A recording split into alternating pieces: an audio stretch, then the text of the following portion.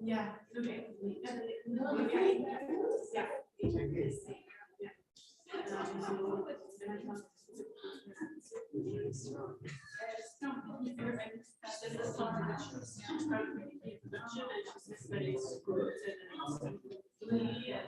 So conclusion is first. So there yeah. So there it's also superstition.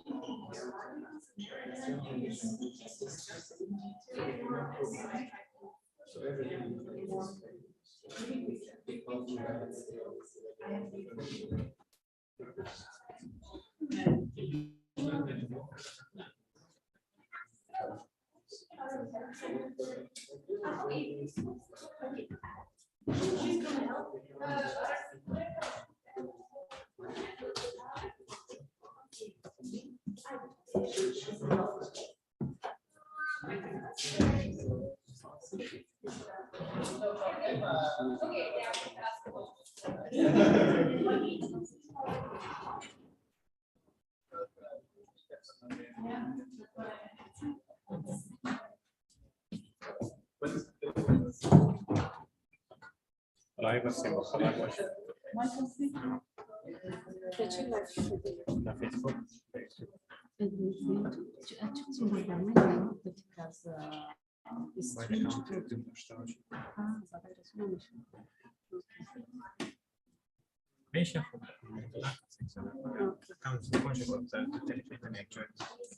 Da Facebook moram tako bahati.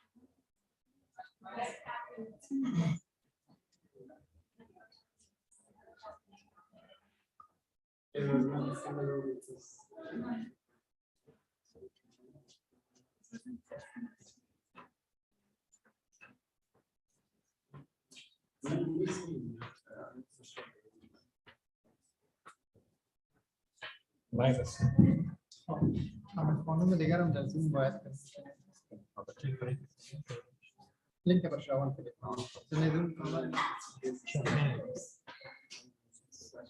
Sabe como achas que ini nama ada program.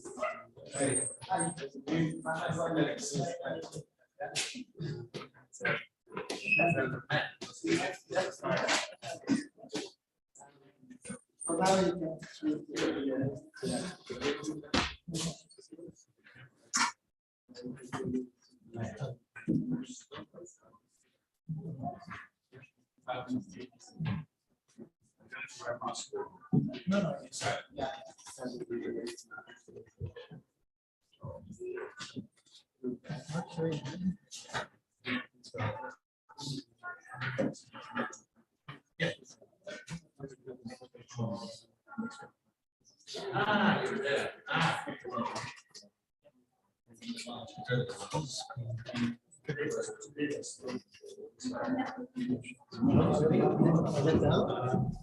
Like this. We got it. We got it. We got it.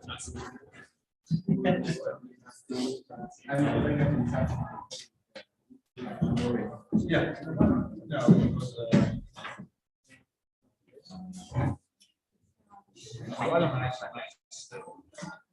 Awal untuk gua gap ni sana profesor selagi mari tim kena bos no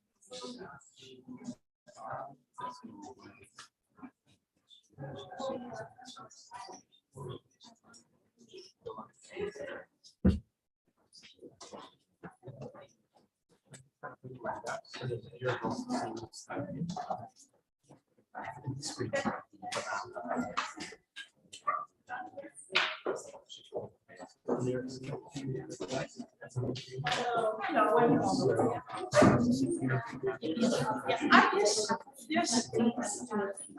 It's right here.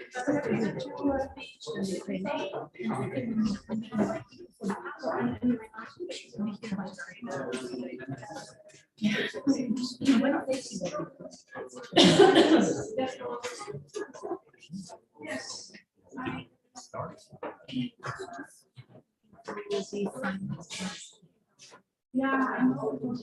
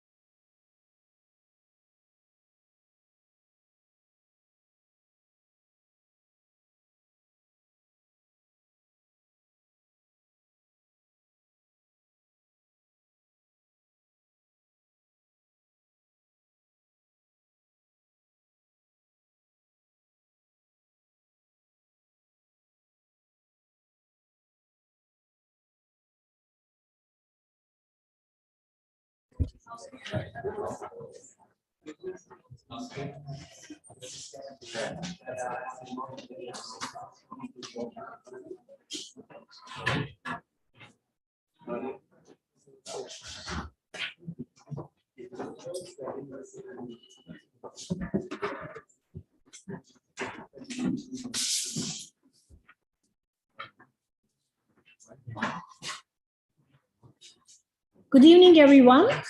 Let me please welcome you on behalf of the organizing committee of this event, which is a joint event by Interface Demography, a research group here, the HumMingBird project, which is funded by the Horizon 2020 program.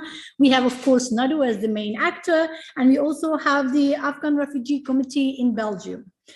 So I will cut my welcome speech very short because we have very important names here and we have a lot of interesting discussions to be listened to.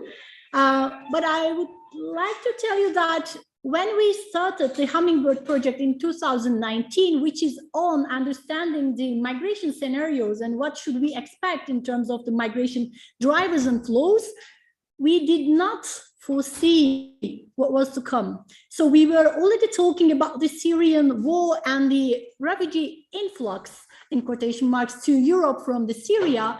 But meanwhile, we've experienced a lot of events. We do talk about migration. We will talk about migration. The actors change. The topic stays the same. So it was a Syrian war. Then we've been talking about the tragedy in Afghanistan for decades. Then we had the economic crisis in Venezuela and the Latin American migration. Today we are talking about Ukrainians. Who knows what's going to happen in the next 6 months? Yes, the agenda is very dynamic and we do see different names and actors, but we do see that what is permanent and stable is we do have tragedies going on and the drivers of migration, either for regular or irregular, will stay.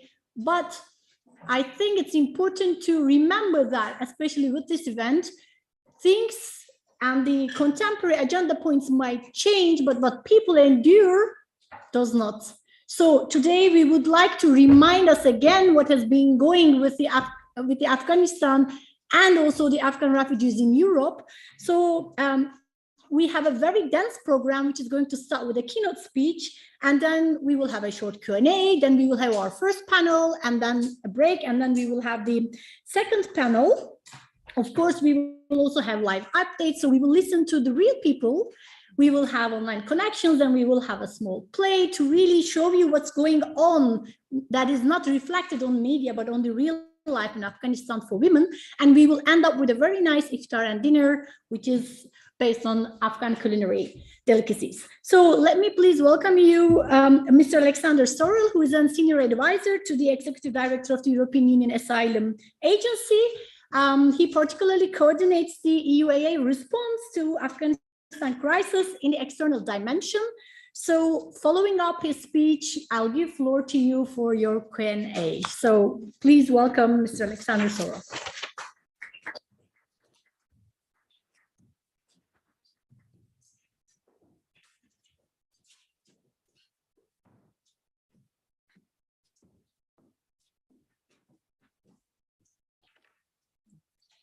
Good evening. And thanks for the invitation. It's always good to see that since my days at university, which is like decades ago, it hasn't changed much, the interior. And the weather in Brussels today was better than in Malta. So I'm happy to be here. I'm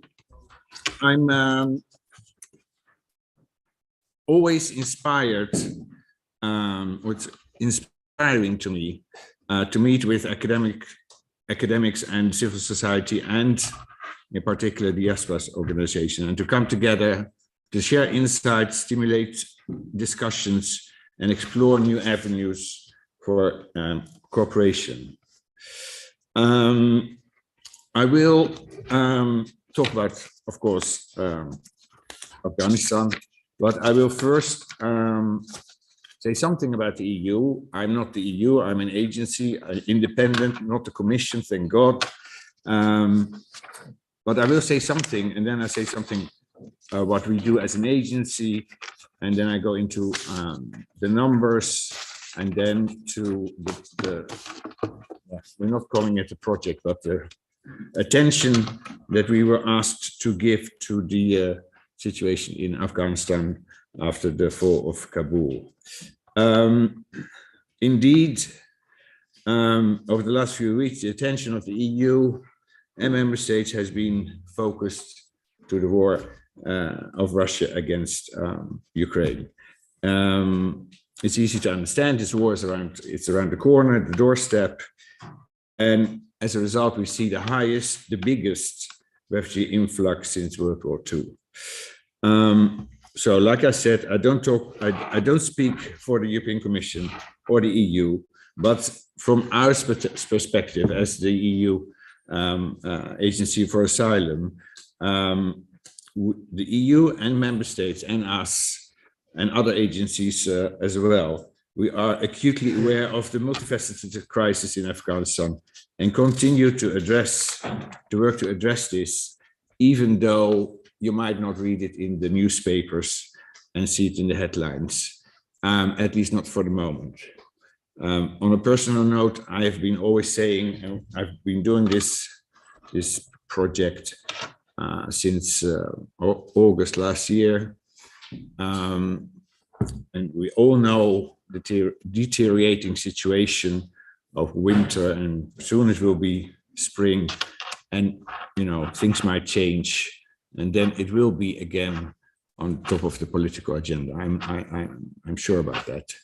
I will give a few examples of EU's commitment to the cause. On the 24th of March, the European Commission chaired a meeting of the core group of the Solution Strategy for Afghan Refugees Support Platform. It's linked to the Global Compact, that's UNHCR, so that's refugees, and it's meant to advance a regional approach to the solutions for Afghan refugees and to promote burden and responsibility sharing. On the 5th of April, EU Special Envoy for Afghanistan, Thomas Nicholson, reaffirmed, and I quote, the Union's strong commitment to the Afghan people and the need to continue to address the humanitarian crisis in Afghanistan. On the same day, at the European Parliament, the High Representative Vice President Sorel recognized that all Afghans are suffering due to systematic violations of human rights and called for an immediate reversal of the ban on the education for girls above the grade 6. And these are not words. EU is always good in words, but they're also good in money. And on the 1st of April at the pledging conference, 525 million euros was announced from the EU and its member states in all kinds of humanitarian support, medical care, supplies, nutrition, shelter, protection, and educational projects. I won't go into much detail of EU. I will focus on my agency, the European Union Agency for Asylum. But allow me first, before I go into the Afghan part, to give you a quick overview of the agency and its mandate, because I think that places it in the right perspective. We are an independent agency tasked with providing operational and technical support on asylum and reception matters to EU member states and to assist them at the implementation of the Common European Asylum System, the CEAS. Common European Asylum System, which is the conglomerate of all the legislation which has been adopted since 2000, and now there are all kinds of new proposals as well. That's the Common European Asylum System. Our agency was established in 2010 as the European Asylum Support Office. It sounds a bit, well, weak, but it was still already an agency, but they didn't want to call it an agency, so it was a support office. And that's what we do. Support is our mission, is a mission statement we have, and actually with the new EUAA, we kept that statement because it is what we do, support. Earlier this year, in January, finally, after long delays, our new regulation, the EUAA, came into force, transforming us into the EUA, EASO into the EUA with a much broader mandate. In 2010, it was a small agency, and it grew especially in the crisis, the previous big crisis, 2015, 2016. And to sort of show what that means, that it started with 30 people in 2010 with the budget of 10 million. And at the moment we have a budget of 171 million and 505 staff in HQ, in headquarters. To go into what we do a bit more specifically, at the core, we are a center of expertise on asylum and reception. And I mentioned these two because that means that we're not dealing with return, for instance, or with, well, you can name it. Asylum and reception are the subjects of our mandate, and we're actually quite strong in keeping that. For instance, a little sidestep. We couldn't help member states in their support under the temporary protection directive for the outflows of Ukraine. So we had to get a special mandate, which was given to the by the ministers, and that's why we could do something but before that we couldn't do it. So center of expertise is important. So we develop guidances, recommendations, practical tools, operational standards, indicators, and a very extensive training curriculum to help the member states to implement the common European asylum system. We recorded since 2012, I think, yes, 60,000 participations in our training activities. And it's quite important because training is like the base of all what the people who are working in adjudication of asylum claims, they have to have a good training, and it needs to be something which is not different in Germany than in France, but ideally from us, and then it means that it's at the EU level. We are very dedicated in supporting member states in identification, assessment, and referral of applicants with special procedural and reception needs, such as unaccompanied minors, victims of THB, trafficking human beings, and LGBTQI applicants. All of this helps member states to implement the current legislative framework of the SEAS in a correct manner, and to ensure that it's done in a fair and expedient way. All this contributes to something which is very important, because of course all the member states started as individual member states and had all kinds of different laws and administrative,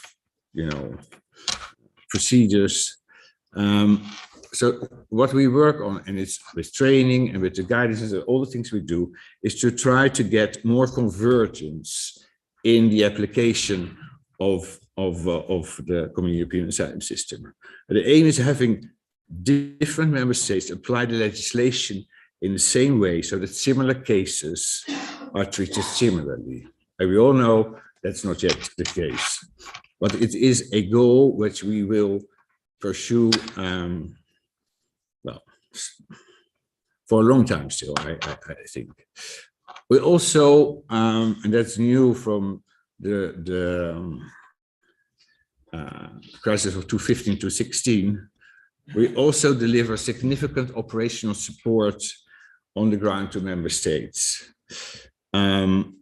especially if they are in a situation of pressure, or that,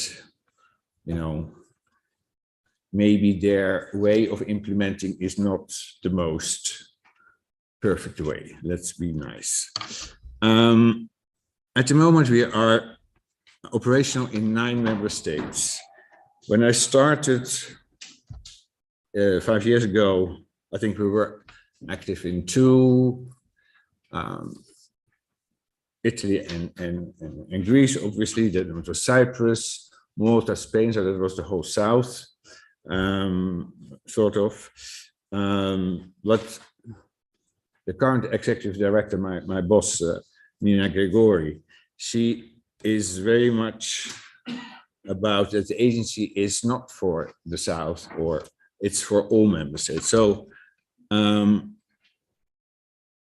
Belgium was the first member state outside the Mediterranean to ask for support in the reception. The Federazio has a problem.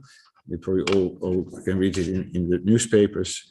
And that sort of broke the spell of EASO is only helping the south, which is what it was for whatever reasons, but it's now.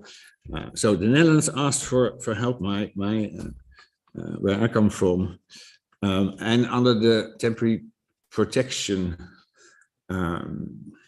work that now is rolled out because of the decisions by the Council upon proposal of the Commission. We started working in Romania, we started working in soon in the Czech Republic. I forget that, of course, when the I always say it wrongly, the instrumentalization of migration by Belarus towards the Baltics, we started working in the Baltics as well. And it can be anything. It can be information provision to people that arrive. So in some countries, we support, we don't run, we support the management of reception centers to be sure that the reception centers are run on the basis of EU standards, so there's a certain level of standards that should be reached by all member states. It's not the case everywhere. We also draft decisions. We don't take decisions. We will never take decisions, because the decision of allowing the entry or the non-entry, you can stay or you may have to leave, is a sovereign thing of a state. And even if we would want to, there's enough member states to say, no way, that's ours. And that's logical and it's good. But we help them, and we helped, especially the best example is Greece. Everybody knows that Greece was quite a drama for a long time. We helped them to get away with the backlogs in the first instance. We're now in the second instance. Same for Cyprus, same for Italy. Those are quite big operations. That's hundreds of people that work there. So 9 member states, 2 coming. So out the 500 and it's a weird number, 505, something like that, 500 people in Malta. Apart from those, we also have 900 experts deployed in the operations at the moment, plus 400 interpreters. So it's quite a significant amount of people. We always make a joke that it's very interesting that Frontex, our big brother sister agency, gets 10,000 border guards. But in the end, what can they do? They have to hand them over to us, because they can't do pushbacks, obviously. So they can't do registration, obviously. So it's a bit of out of balance. It's more a joke than anything, but it's also it shows the difference between us and them, and that is sometimes not unimportant. Apart from the operations, we do regular data analysis, early warning and preparedness. And as I said, we have a new mandate, and we got quite some significant changes. The member states have to give us, in a situation of disproportionate pressure. So that's, for instance, that was the situation in Lithuania when the people from Belarus were pushed over the border. We have an asylum reserve pool of 500 member state experts that they have to deliver to us in 7 days. So then we can, that's not yet in unfortunately, it's not working yet, but it will work in the second half of this year. We get a fundamental rights officer who will prepare the fundamental rights strategy.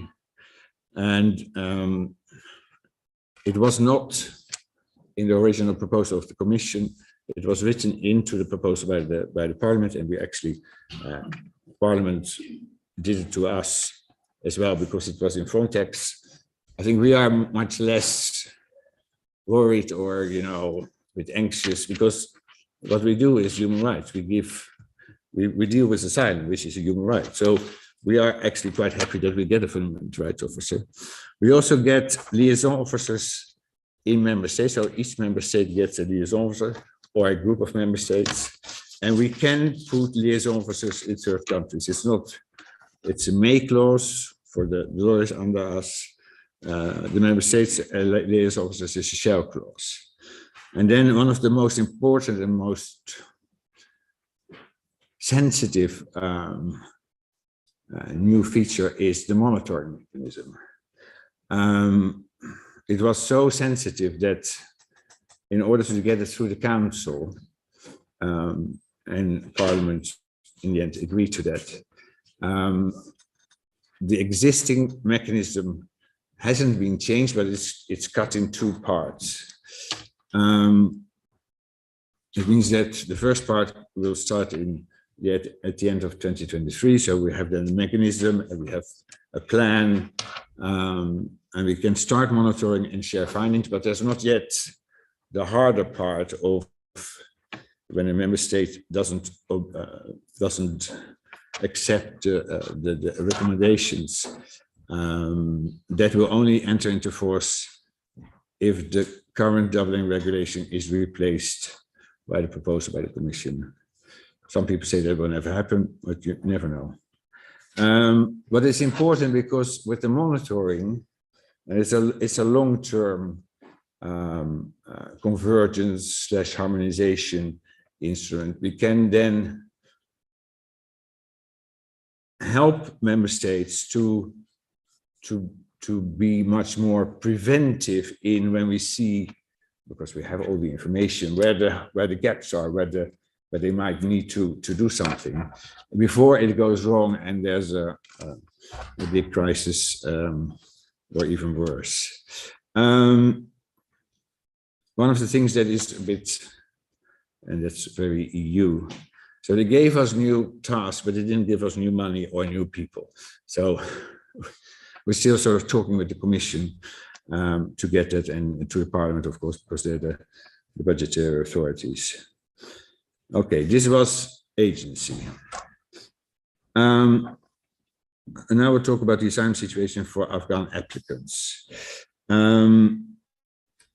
I will share some data on displacement from Afghanistan and on asylum situation of Afghan applicants in the EU. And just, I will mention some statistics that they will be published in our flagship Asylum Report 2022, which will be published in June.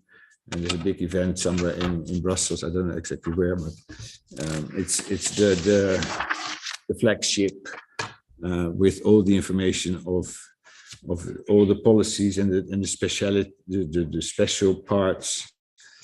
It's quite I think it's really interesting. Of course, in 2021, more dramatic things happened in Afghanistan, including of course, the takeover of caused large-scale suffering both within the country and in the Middle East. Added to what was already one of the largest protracted refugee situations in the world.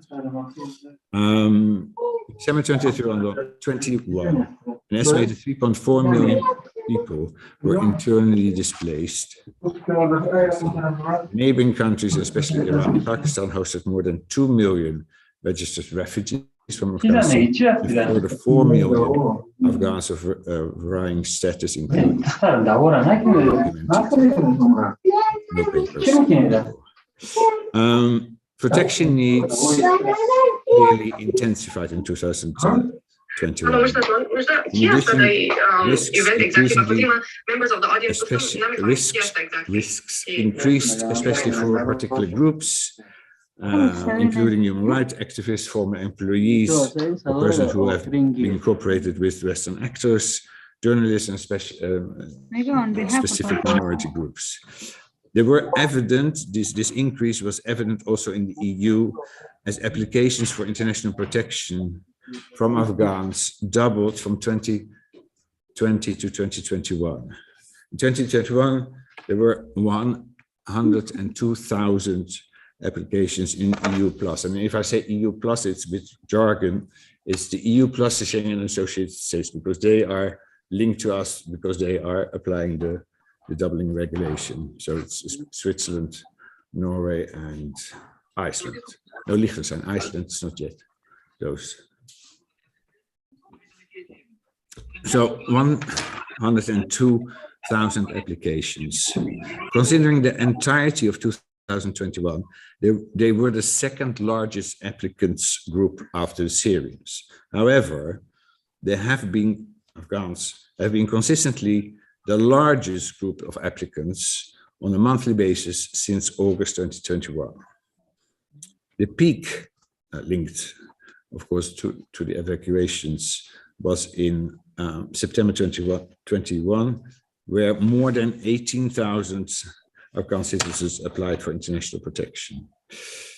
In January 2022, the number of applications went down to 8,500, a decline since the second month, and to less than half of the peak I just mentioned. However, the level in 2022 was still over twice as high as that in January 2021, when Afghans lodged less than 4,000 applications. The vast majority of Afghan applications in January 2022, you might say, but it's April, but we know a lot of data, on a weekly basis, but some things, they need to be correct. So there's a leap of a few months. So the vast majority were lodged for the first time, whereas 11% were repeated applications. This is in line, except in 2 months, where in September and November, where the repeated applications were 20% of all Afghan applications. Applications lodged continued to exceed first instance decisions in January, with roughly 3 decisions issued for every 5 applications lodged. Consequently, the Afghan caseload at first instance increased for the 8th consecutive month, exceeding 69,700 cases EU-wide, EU plus wide. Afghans are currently the applications with the biggest caseload of pending cases. As for the responses of EU plus countries to the protection needs, they were not always uniform, especially with regard to the evacuated Afghans. Some were put under resettlement, others under fast-track procedures, or regular asylum procedure, or residence permits outside asylum, or humanitarian protection. There were all kinds of different ways, which was also linked to the fact that it needed to be done there and then, and not like 3 months later. Due to the volatility in Afghanistan itself and the difficulty of accessing up-to-date country of origin information, and country of origin information, for those who don't know it, that's sort of the information about the country which is used by people who take a decision well, they need to know, people say that from Afghanistan, so you have to have very good information on the situation, and it has obvious links to protection and safety. Because of this difficulty, many EU plus countries suspended the processing of applications by Afghans at both first and second instance. With the exception, and that's always good, of cases where protection needs were clearly evident. This resulted in record high recognition rates at the EU plus level in October and November. Of course, if you don't take decisions, but you only take the decisions on the ones who get protection, the recognition rate of, so that's the rate of people get status, refugee or subsidiary protection, goes up. It was above 90%.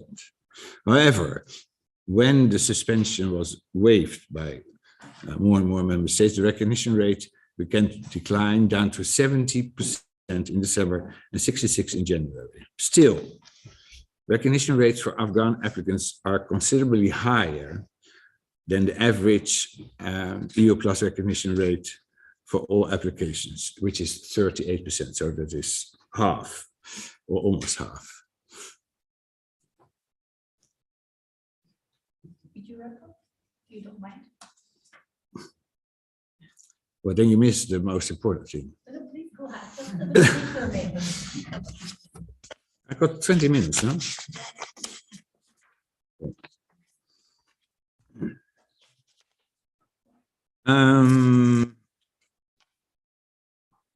You're missing a lot now.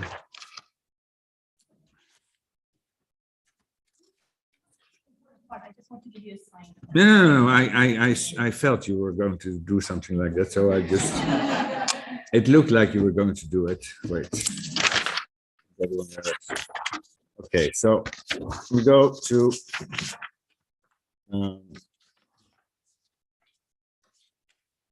EUAA and Afghanistan.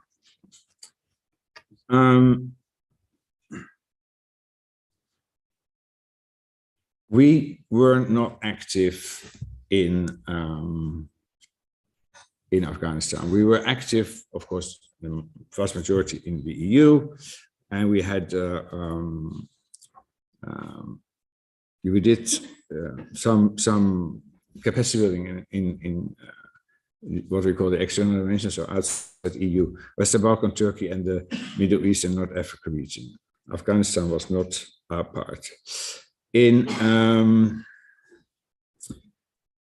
31st of August last year, there was a special JCA Council who gave us the mandate to do work, to start doing something in Afghanistan. And that's when we started to roll out what we call the whole of route approach. I will make it shorter. Whole of route from the end to the beginning. So from member states back to Afghanistan. We did a lot of things about Afghans, country of origin, guidance, all kinds of special meetings on special subjects, on exclusion, inclusion for Afghans. So that was the work in the EU. We did more on Afghans in the Western Balkan and Turkey. And then there was the region around Afghanistan. There's a lot of organizations active there who do a lot of good work and spend a lot of money, and we're not going to duplicate that. So we said, okay, we want to know who does what where within the field of asylum and reception, which is our mandate, to make sure that we don't duplicate. I won't say anything then on the platform. You can ask questions later. So to have an evidence-based, have an evidence base of what we shouldn't do or what we should do, we went to all the international organizations and all the responsible DGs in Brussels, UNHCR, IOM, ICMPD, the Red Cross, the Norwegian Refugee Council, who was very active in Iran. We went already to a study visit in Islamabad, because you can read a lot of things, but if you're not there, to at least have it. And I will go in June to a conference in Iran, which is quite interesting because it's very, until now, very closed country, as we know. And there are negotiations still going on the nuclear part. So what we tried to find out is what could we do on capacity building and where we had an added value. And that for us is information provision, so the information given to individuals on procedures and stuff like that, and vulnerabilities. I mentioned that already earlier. We have all kinds of tools and stuff like that. We also decided we won't do it on our own, but we will go through partner. UNHCR, IOM, we start with ICMPD in Vienna and make use of existing frameworks where there's already a group of countries, for instance, you have the Budapest process, Prague process, and the regional Team Europe initiatives, of course, of the Commission. So we are going to link up to that. And last point,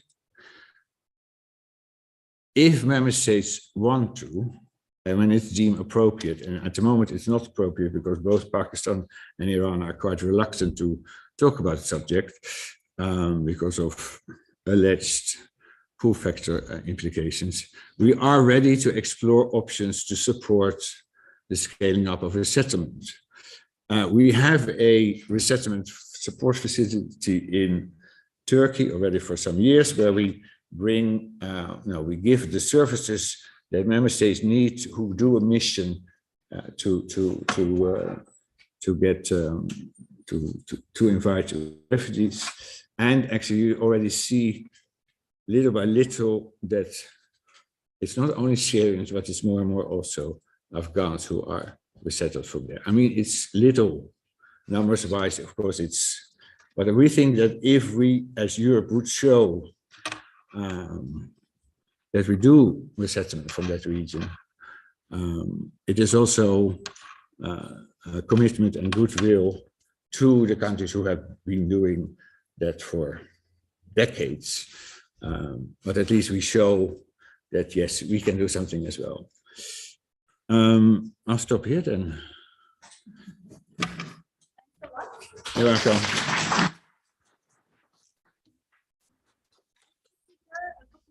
If you don't mind. I'm not sure if I want it now, but I'd like to open for questions.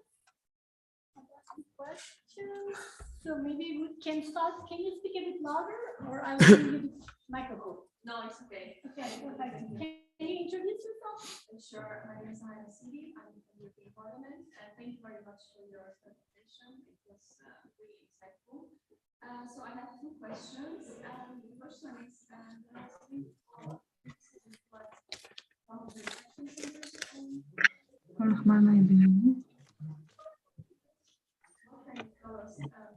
about that, and how is the EUAA planning to address these concerns, and what future plans in this regard? And my second question is another known problem is variation in the commission rates launched by refugees from the same country of origin. So after that, may not receive the same answer to this application as someone say after refugee in Germany. So how can we explain this, and what is your agency going to do to help member states to have a streamlined position in this applications? Thank you. I said I gave the answer in the speech on the second part, so I'm not going to repeat that again. Of course, recognition rates are different, you know, especially in Afghanistan. It was 0 in member state X, and it was 99% in member states Z. Yeah. And what I said was that we are working towards more convergence. Member states don't just give you that power. So, okay, from now on, so in the new regulation, it's now, and we are very happy with that. And you see also more and more judges in different member states citing our guidance, and the guidance from now on needs to be taken into account. If they don't do it, it's like inadmissible for the state, not for the individual. So, but it will be something which is going to take a long time because member states are a history. I mean, from my country, there was a migration part in the Ministry of Justice since 1898, but there was no Geneva Convention. There was, it was all organized differently, and that is, directives are different because, as you know, it's different from a regulation. Regulation is directly applicable. The directive can be implemented by the member states how they see fit, how it fits in their administrative procedure. So start the negotiations on the pact, or make sure that the council joins the parliament in the negotiations. And reception centers, I don't think that's Afghan related, so I'm not going into that question, because that's like when I sometimes go to parliament on a certain subject, parliament has this tendency of then asking, more sexy questions which are in the news. I've done it more than enough working for ministers, so I'm not going to do that now. Other questions?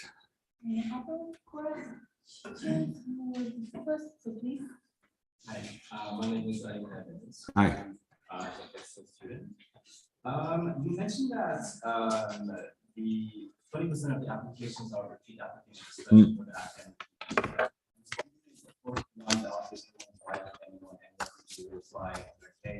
why is it the case if there is the highest acceptance rate country among Afghan employees? Why is it the case that it is the highest reapplication rate? No, actually, it's not that. That's not what I said. But I mean, why the repeat applications? It's usually, I mean, the definition. I have the definition somewhere. A repeat application is lodged in the same country after a previous application was closed with a final negative decision. And then an individual might come with new facts, the lawyer might come with new circumstances. There's a change in the country of origin. They were just, rejected, and then, what happened in Afghanistan. It's quite obvious. So yes, it is. I didn't say, because I don't know that actually. It's actually quite low, I think, 11% repeat applications. If you think of the changes that have happened since August, you could have expected much more. I don't know whether to answer your question. The reason why I asked this is because, I've heard also specifically in certain countries that transparency is an issue. I was wondering if, that plays a role, or if there's a specific attitude for the Afghan refugees. No. What we do for Afghans, we do for all other nationalities. So there's no distinction. But Afghanistan has been on our radar from the start of the first country of origin information. Reports like this, they're all public on the website. Was on Afghanistan. The first country guidance was on Afghanistan because it's been a part of an issue. Of course, in Afghanistan, but also related to asylum in the EU and the member states. And yes, some countries, we have these nice, what do you call those, pictures where you can actually see the differences between, well, I won't mention names, but there were countries where it was only 5%. And if somebody knows that you can get in another country 90%, what will they do? They secondary move. And it's not even not understandable, because it actually is understandable. So that's why we want to bring it much more closer together. But it's a long process of pushing, and not all member states are willing to embrace whatever we produce from the start, although they all work on it. I mean, we don't make anything which is not part and parcel of a negotiation with member states. I think we can get one more question. I think you will. Yeah, my name is Ajit. I work for Vrije. I wanted to have a question about the support platform you talked about. You said you had a meeting last month. In terms of the timeline for meeting, is there any specific time when the platform meets? You mean the expert platform, right? Yeah. Yeah. Well, actually, we had a discussion because he knew it was the 28th because I thought it was today. The 28th is the next platform, and actually we're quite proud of it because it's not just EU member states. It's it's the US, it's Canada, it's Australia, it's the big players on refugee, it's all the international organizations. It's we have special dedicated meetings with civil society. The next meeting on 28th is on integration, which is not that's part of return. Integration is not our mandate, but it's very important to talk about integration. So we talk about it, and we hope to COVID permits to have the first real meeting, face to face in June of the expert platform. And don't ask me dates. And 28th is, and the topics are always sort of made available 3 or 4 months in advance. So there's a document on all the planned subjects from April to June for sure. I didn't bring it with me, sorry. Thank you very much. You're welcome. Now, I would like to invite our panelists and the moderator, HumMingBird, to revive the discussions around the conditions of Afghan asylum seekers in Europe.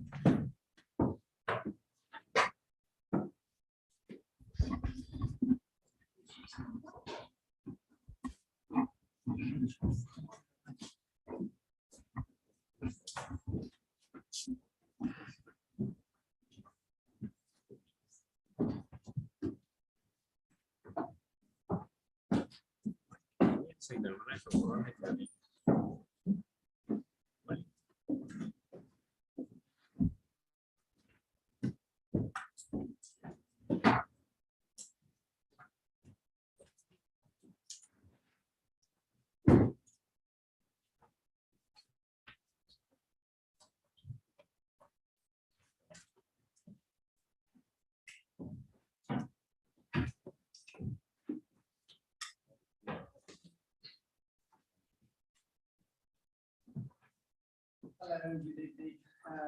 Welcome everybody. Thank you very much for your participation. As Tuba mentioned, this panel is going to tackle the conditions for overall asylum conditions in Europe, and particularly on Afghan asylum seekers.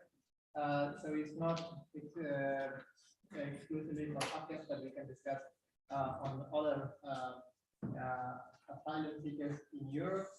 And we have a group of experts and people who work on the topic here in the panel. I would like to thank them all for being here today with us.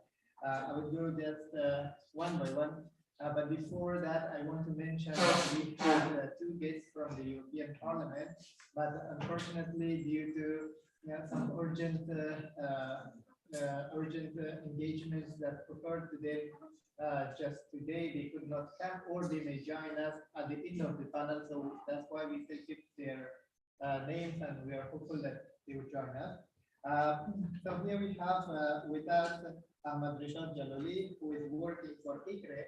ICRE is the European Council on Refugees and Exiles, and he is also a member of expert group on the views of migrants at the European Commission, and a board member of the Afghan Refugee Expert Network in Europe.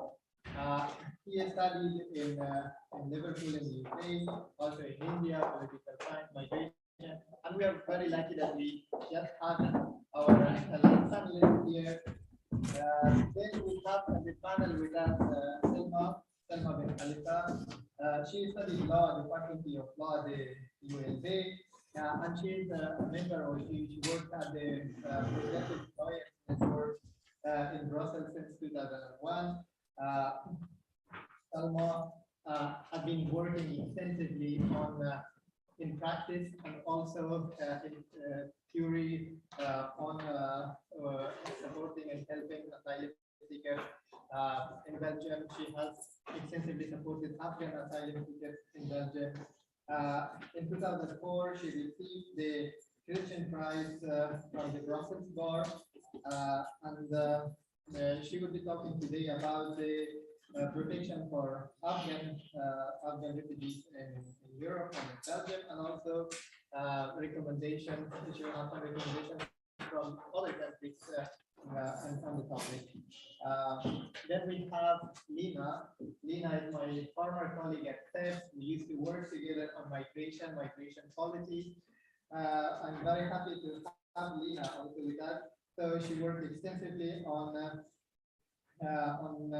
minorities, criminalization of humanitarianism, migrant smuggling, anti-Gypsyism, and a lot of other topics relevant to home affairs at the EU. Last but not least, we are happy that we have you here on time. Amandine Badge. She's a senior political advisor with the Left Group at the European Parliament and Lead Committee. She has worked for more than 9 years on different topics, including law, fundamental rights, border surveillance, and Frontex. And she's currently following for her group most of the files on migration and asylum and the European Pact on Migration and Asylum. So I would like to welcome you again here today. It's a great pleasure to be here and tackle this very important topic. I will first give the floor to, which was not in the protocol, but I will give the floor to Ahmed Rishad to give us or provide us a brief overview of the situation on Afghan asylum seekers in Europe and recent policy changes, which he will also conclude the increased advocacy message and some recommendations.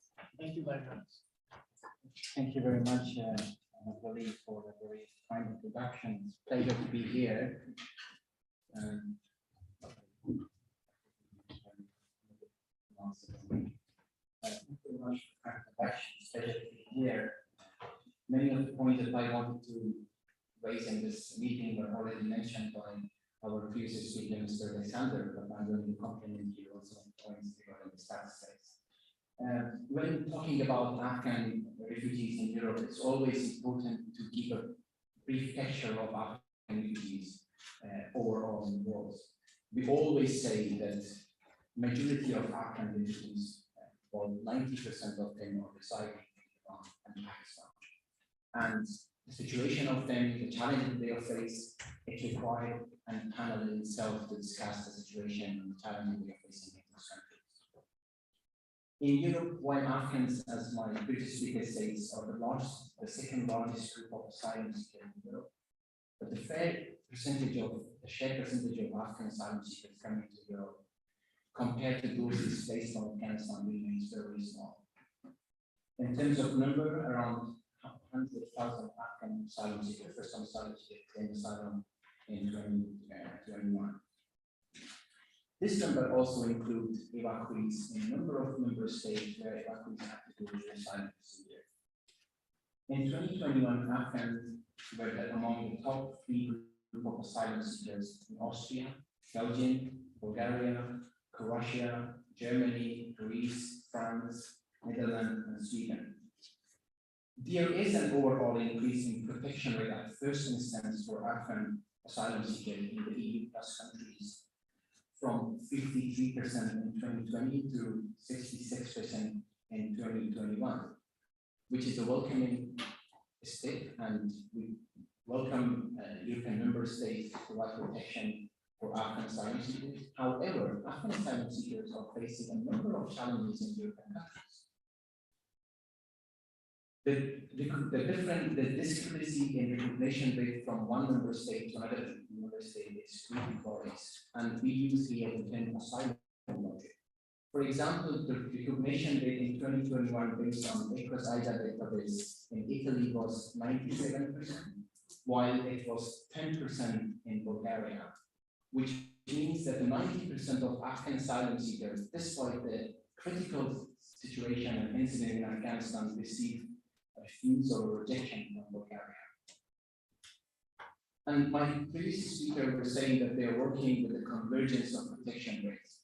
This is also one of the key advocacy messages that we are asking. However, we should be careful here that we are asking for the bottom to top approach, not from the top to bottom approach. So we are asking EUAA, particularly with the new mandate, to look in the countries with a low recognition rate, that there should be compliance with the international refugee law, with the Geneva Convention, with the EU law, that this is something that we are lacking. And especially in the country of Bulgaria, we have seen that the European Commission on numerous occasions wrote complaint letter, asked for the Bulgarian migration or asylum authorities that they should reassess their examination of Afghan asylum cases. Moreover, Afghans, as my previous speaker was saying, also spent a long time in asylum procedure. Interface found that since 2016, the number of pending cases concerning Afghan asylum seekers greatly exceed the number of new applications. In 2020, the number of Afghans with pending applications was nearly double the total number of new applications by Afghans. Following the collapse of the Afghan government in August 31st, many European member states suspended deportation. With deportation, they also suspended examination of asylum cases with those that they do not fall under the Geneva Convention. And it is still the case in some member states. For example, Netherlands suspended the examination of asylum cases until August 2020. Which the suspension of asylum cases already added to the high number of pending cases. At the end of 2021, Afghan had the most pending cases across the EU+ countries, with 70,000 pending cases. In member states where the examination of asylum cases has been resumed, there are worrying developments coming. To give an example of Denmark, recently gave answer or rejection to the case of Afghans who say that Afghanistan is safe for her to return, and there is no indiscriminate war. Belgium recently announced that they will no longer grant subsidiary protection to Afghan asylum seekers on the basis of their argument that they use that there is no indiscriminate violence based on Article 15 of Qualification Directive.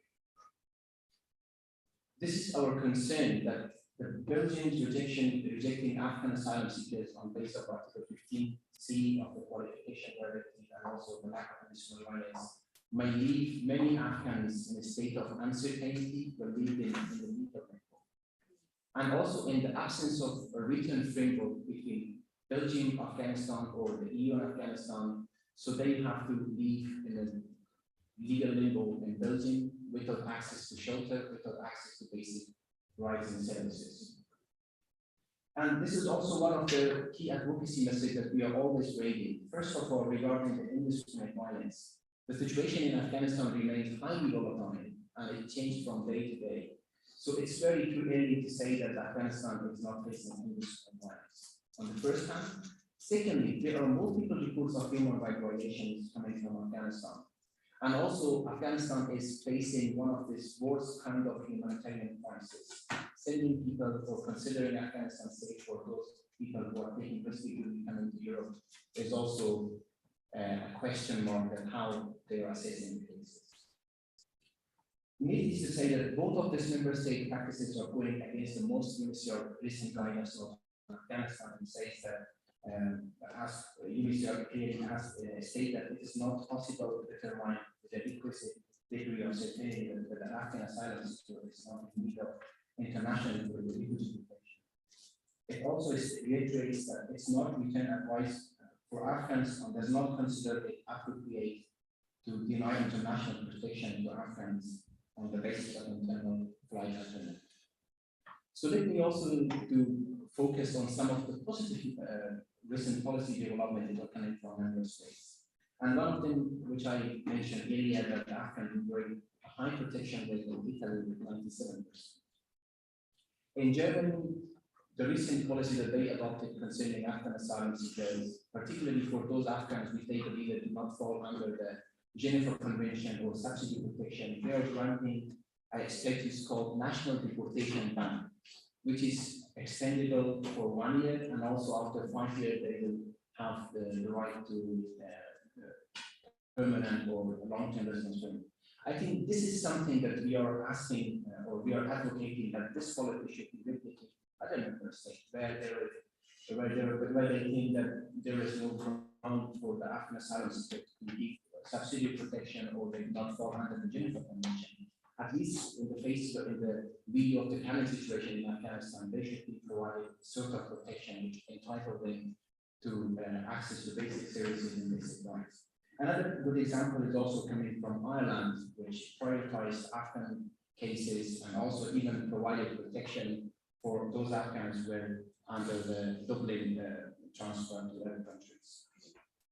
With regard to the discrepancy in protection rate and also the rejection that some of them received first instance in a number of different countries, all or the majority of our cases being granted sort of protection following the court decision and following the appeal. For example, giving the German example, in Germany, appeal administrative courts against such decision had a considerably high success rate in the last years. In 2019, 8,649 Afghan nationals were being granted some form of protection in court procedures, in comparison to 9,100 rejection of appeals.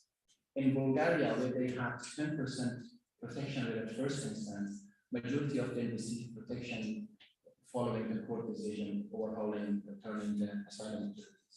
What does this tell us, and what does it illustrate? It illustrates that there are flaws in the decision-making of asylum authorities, and we are asking that they should be carefully examine the application of Afghan asylum seekers and based on the available reports coming on the ground. On the regarding the EU's response to the situation of the crisis in Afghanistan, I think this is also a very important point that I wanted to touch upon this. Since the crisis took place in Afghanistan, we appreciate the EU's member states' efforts in evacuation and also in providing protection for those Afghans at risk. And still, the selection process, the sharing information is a question mark. We as a society are always asking for transparency and also advocating for increased number of resettlement and also number of humanitarian mission to Afghans at risk. Regarding the point that our previous speaker raised that they are working to increase resettlement and say pathways from for Afghans from neighboring countries, but this is considered as a true factor. However, based on our analysis and also based on discussion with UNHCR and the two countries in Afghanistan, such as Iran and Afghanistan, they always think that this is also somehow the tool that the EU should play a share of responsibility. For example, UNHCR on many occasions they say that so far they have a very good working relation with the Iranian government, and so far they are submitting departure cases of resettlement for Afghans to different countries, Australia, to Canada, and they soon start the settlement procedure or departures to Finland. So this is something that the host countries also, in our analysis, consider as a responsibility sharing as with large refugee hosting countries. Just to briefly on our work in Afghanistan and also here these messages, why Afghanistan acres work? Afghanistan remains a high priority country for acres work for the past several years, where before the fall of the Afghan government, our focus was mainly to focus on deportation and influence deportation policies of the EU and its member states, advocating that there should be no one deported to Afghanistan. Unfortunately, since the fall of the Afghan government, our objectives and work on Afghanistan have been broadened, and now we are focusing on the EU's external policies that address the root causes of migration, situation of Afghans in Iran and Pakistan, advocating for increased safe and legal channels to Europe, and as well as most importantly, access to asylum for Afghans fleeing this war and persecution in those countries. And we are also supporting a number of Afghan diaspora refugee organizations, a number of European countries, their advocacy support, supporting their advocacy effort at the national level. We think that they might have influence and they can have influence in national policies. And Afghan diaspora organizations have their own strong voices, but we are providing a platform facilitating their meeting with policymakers at the EU level and at the member state level, that they could bring their messages, they could bring their concerns to EU policymakers, and when the EU and member states are designing their policies. And one of the key, I will wrap up with concluding that one of the key advocacy messages that there should be fair treatment of fair and equal treatment of people fleeing war and conflicts.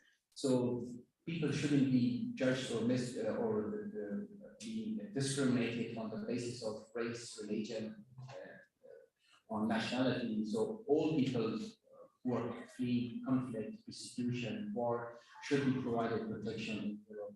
And I will end up by reminding that still 90% of all refugees are residing in the developing countries or in the global south. So a small number of them can live in their planet. Thank you.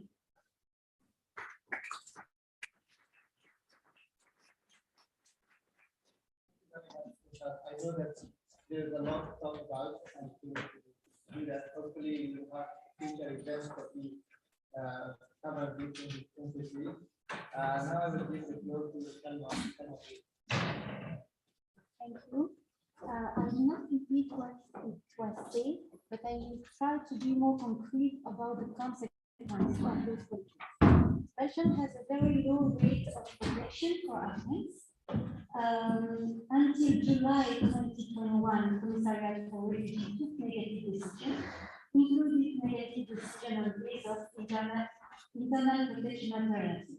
That means that they are saying to people, you are in danger in your village, but you can go to live in Kabul.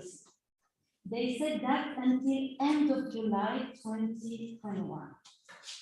After they couldn't say that anymore, and between August and March, they decided to suspend all the decisions. It was said that they made an exception for the clear need of protection. The problem is that we don't have the same definition of what is a clear need of protection. I will give you an example. We have in my office a young boy. He is from Hazara origin. He is 9 years old, and he is alone here without parents. Then unaccompanied marriage. That boy just received last month a negative decision because it's not clear enough about the persecution he has lived. He is 9 years old. Of course, it's not clear enough. That decision of suspension has also other consequences. For example, it forbids people who already received negative decision to have access to shelter, to legal help, or to legal work. I said Belgium has a very low rate of protection, but also a very low rate of deportation. They don't deport a lot. Then there is a lot of Afghans who are here without anything. Then our clients, when they are completely illegal, and when the Taliban took the power, we give them the advice, go to make a new demand. There is new elements. It's evident that there is new elements. And what Belgium did is to freeze everything and to not take decision even on the receivability. Then, without receivability, you don't have right to shelter, you don't have right to work. I will give you an example. Mr. A did a new asking in August 2021, and till March, he didn't receive anything. Then, you don't have the right to work.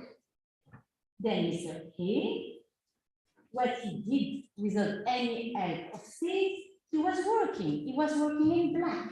He was working in black as worker in a hotel for the renovation.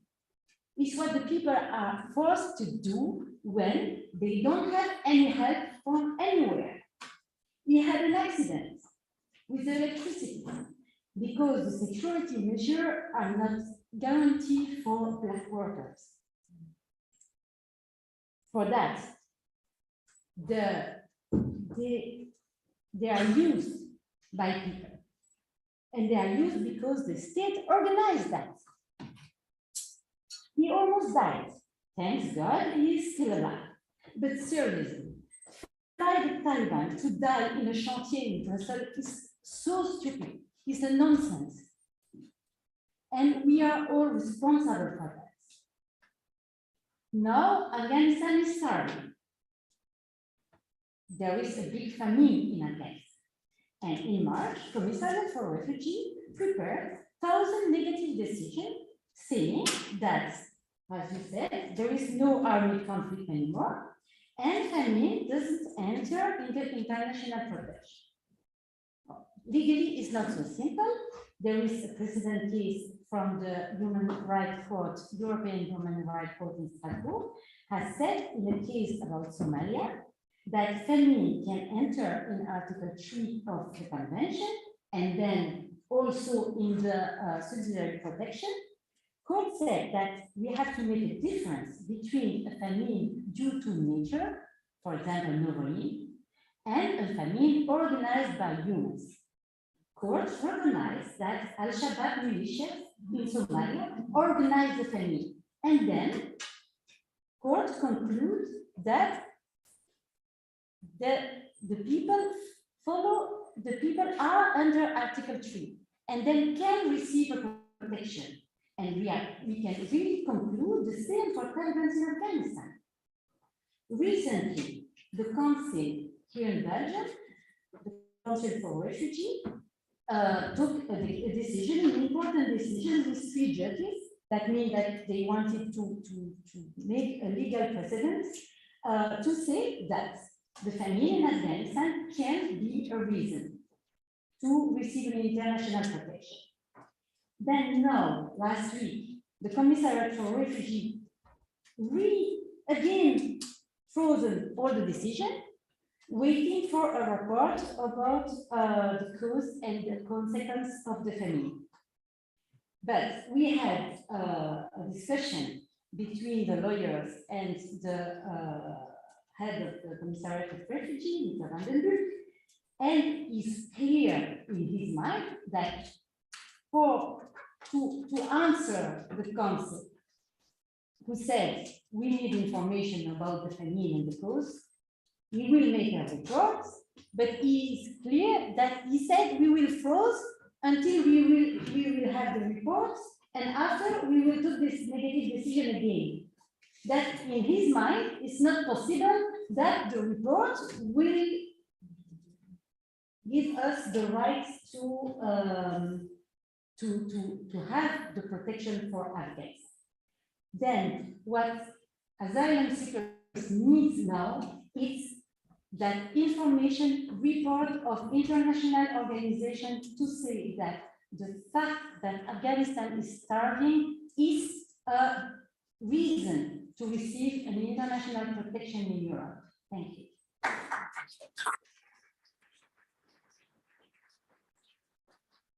Thank you very much, Selma. I think the next panel will be very complimentary on this point, that how the international community is used, international community's aid is used in Afghanistan, and then how the Taliban are spending that money and they are not giving it to people. So they are using people, the pain and the hunger as a cause so that they receive more aid from the international community. I think that, I hope that that will be discussed in the coming panel also.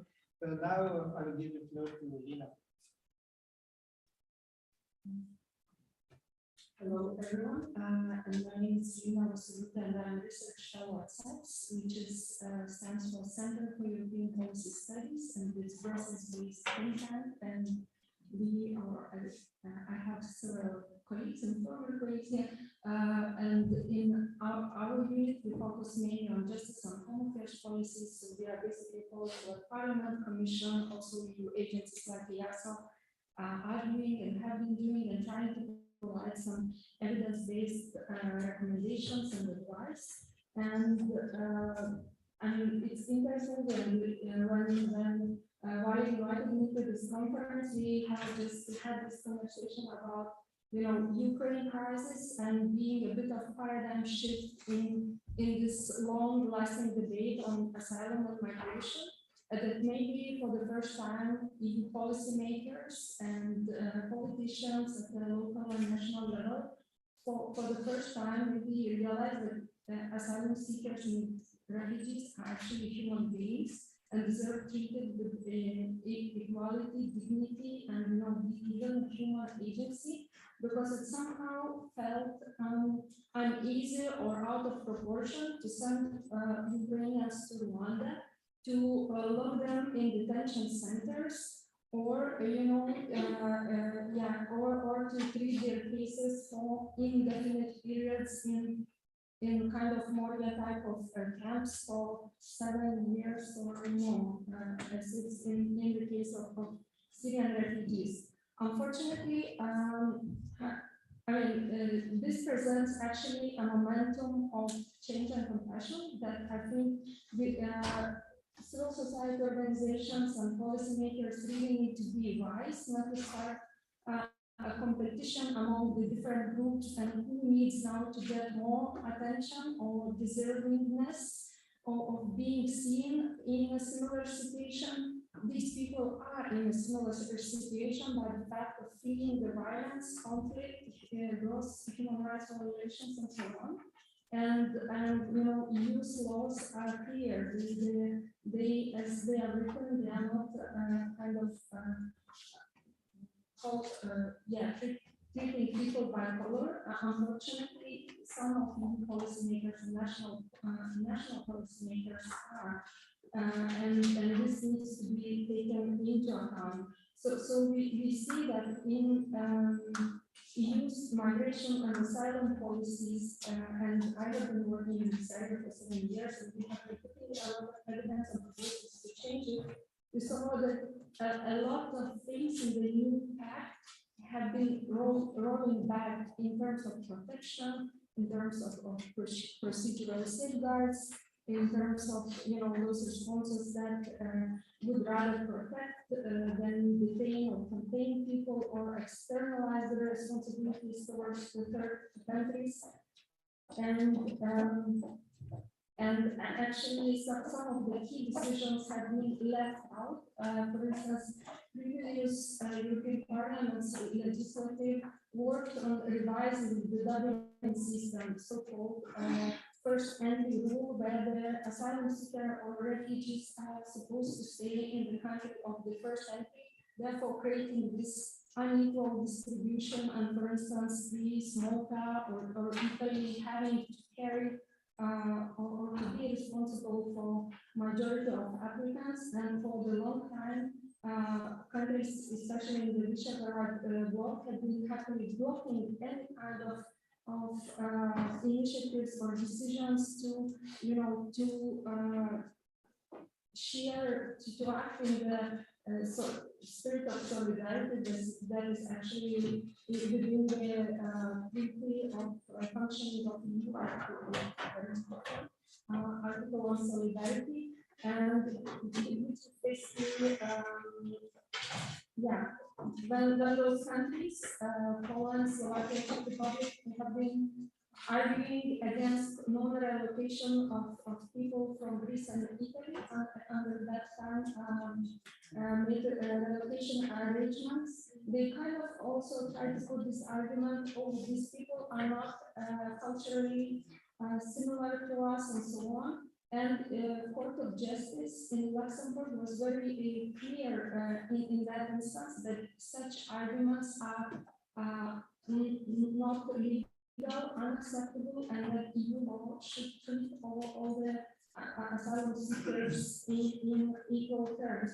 Now, interestingly, the same countries, especially, let's say, Poland or Slovakia, paradoxically, ended up the ones who are now carrying this burden. I mean, they are still not resorting or asking for solidarity or relocation in this similar fashion. However, maybe they don't need it because people are given agency and free movement basically to self-relocate. One of the proposals of member of the parliament of the previous legislature, Wikström, for instance, was to give the possibility for the people so-called positive asylum decisions. So we would not have, and then I think by default, we would resolve this issue of unequal recognition rates that Jalal had been mentioning, because should we have mutual recognition of asylum decisions, then it should be very clear that, you know, no matter if you have been accepted in Italy or accepted in Bulgaria, you could travel in between those countries. I think maybe finalizing this, there is much more to say, but I think if there is one lottery in the EU's asylum system, is you mentioned the asylum lottery. I think before even asylum lottery, there is passports lottery, and unfortunately, visa regime is really embedded in structural racism and neocolonialism. And I mean, a lot of you are academics and students here, and I think this, you know, different power of the passport, or the fact that, for instance, Afghan person would need to get Schengen visa, which comes with impossible criteria and so on, is actually maybe the main obstacle to obtain any kind of dignified access to asylum, which, for instance, for Ukrainians, maybe have been easier since they have also, besides being white, but they also had Schengen visa-free regime, which was very important into facilitating mobility. So just to end, because while it's waiting, so we really need to bring back to people responsibility sharing and solidarity, and also to embed those decisions that are refugee agency advancing and build on their dignity, and also provide, for instance, for their own or tailor or taking into account the choices, where they want to go, where they want to be included or integrate, and where they find the possibilities for people. Thank you.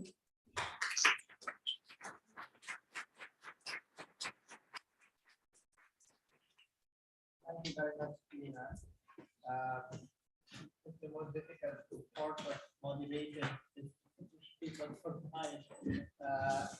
I'm very happy that among the meetings you made this, and we are happy to have you. Please show you. Happy to be here. I didn't have time yesterday to speak, so to prepare, and I was in many negotiations today, thinking about the past times. So, but I would be happy.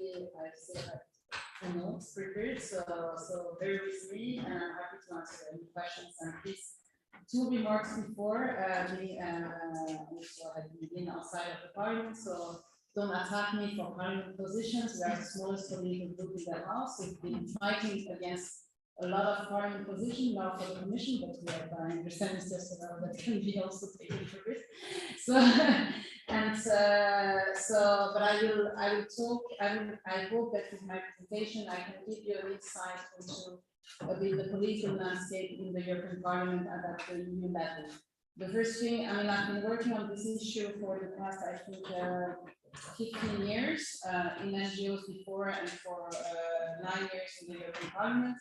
And I have to say, when I started in the European Parliament, we were discussing, you know, access to healthcare for undocumented migrants. And we have gone a long way where now we are just trying to defend the Geneva Convention and the possibility for people to apply to asylum on EU's territory. And really, this is a reality. I mean, this is the reality in the council. It's not even so much a debate about solidarity, but really a debate about whether people have the right or not to apply for asylum on our territory. And we see the developments in Denmark, in the UK. I really thought that we would never reach the Australian model, but no, we are every day getting closer to it. And there are some concepts that is already into place in the EU that enable this, and the EU-Turkey deal was also a landmark moment for this, because the use of the safe third country principle is de facto the fact when you're not looking at the substance of the claim, then it's you're denying the right to ask for asylum. And that led to a lot of non-understanding of, and Afghan, one of the Syrians, the first victims of this. No, it's a safer country because Greece adopted this new law adding, before it was only the Syrians, but Afghans also, Turkey is being safe for them. And people don't understand why they cannot talk about the persecution they are facing in their country of origin, and they kept being asked out of Turkey, where they might have just transited for a few weeks. And that leads really to frustration, it creates trauma. And I think one of the main things I would like to say as an introduction, we are hosting and advertising a conference next week on Thursday about the impact on mental health of EU migration policies. And that's something that is really not looked at enough, because of course there is the persecution and what the people have gone through in their country of origin, which is really strong. We have what you experimented on the way, but what they have been experimenting in the last years, whether when they've been trying to cross EU's external borders, so I'm not talking about the border between Afghanistan and Iran and all of this, EU's external borders, whether in Bosnia, in Lithuania, Latvia, Poland, or Greece, I'm taking the most well-known example, is this violence has created a deep trauma. And we'll have next week at least 3 refugee testimonies about this, from Libya, Greece, and also a refugee in Belgium who experimented 4 years of trauma in Bosnia, and he's not safe in Belgium. But I think it's something that is really overlooked, and it's long-term lasting consequences, because people are increasingly attempting to kill themselves, but because of the violence they experimented because of EU migration policies. And the limbo situation that many of you talked about is also part of recreating a trauma, because we've been with our group, I've been myself many times over the past 9 years in Greece, in Italy, in all different EU member states, and also outside of the EU. But the situation we've seen in the EU, the trauma that people are under, in the past 6 months I was in Bosnia and in Greece, and Lithuania and Latvia, because of this limbo, the Afghans in Greece in the camps, either, even the ones with recognized refugee status, but who are homeless, obliged to live in the tents in a camp that is now getting closed, and the Afghans who have the safe third country, refusal, being left in limbo is just unbearable. It's something, and we are creating more and more destitute people all over the EU in this limbo situation. I won't go in about the past proposals. For us, it's striking that now is a situation in Ukraine, and some of you referred to it, where we could hear Commissioner Johansson say it's normal that Ukrainians can join their friends, relatives in other EU member states, that they can move freely, they can take a plane without passports. They issued guidelines against the facilitation directive. They issued, it's freedom of movement. As left, we didn't even dare to table amendments like this to the fact, because we would have been accused of being open borders. We really welcome this, and we don't want to go into this competition that you mentioned. But then we should learn from this. And that since this happens, in every single negotiations, our members, and it's the same on the Greens and the Social Democrats, we are saying we have to look at the past proposals with open eyes, including revising our amendments and learning from what is happening at the moment.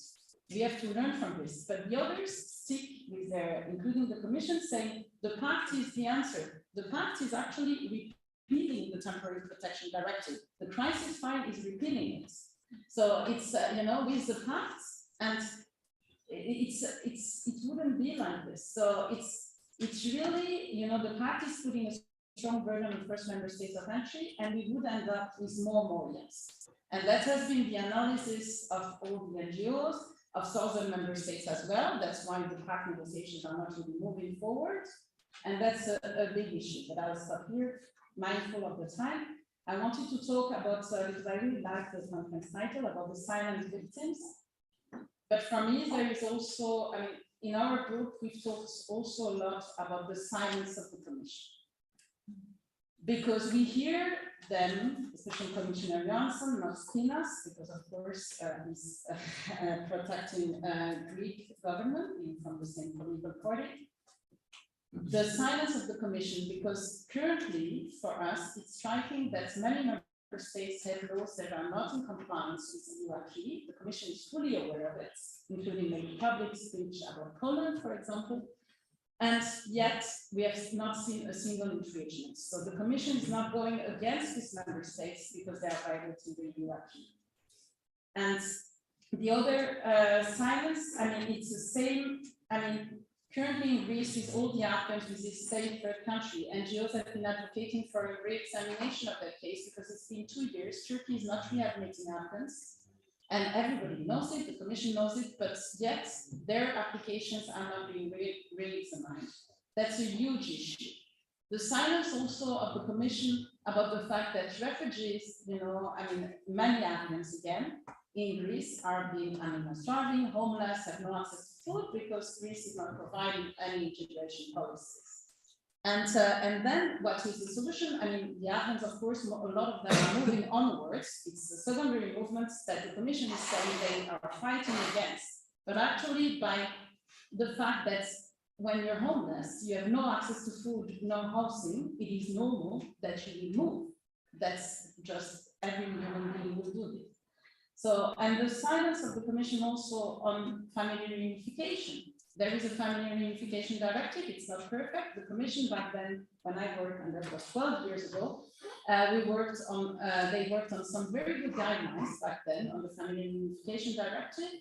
All member states are violating this non-perfect directive, and we've seen on the boards during all these years many people that should have had the right for family reunification. Greece at one point was full of women and children whose husbands were in Germany and Sweden because they had arrived in 2015. The fact that this member state changed their regulation to prevent family reunification by granting the people subsidiary protection only is a huge issue.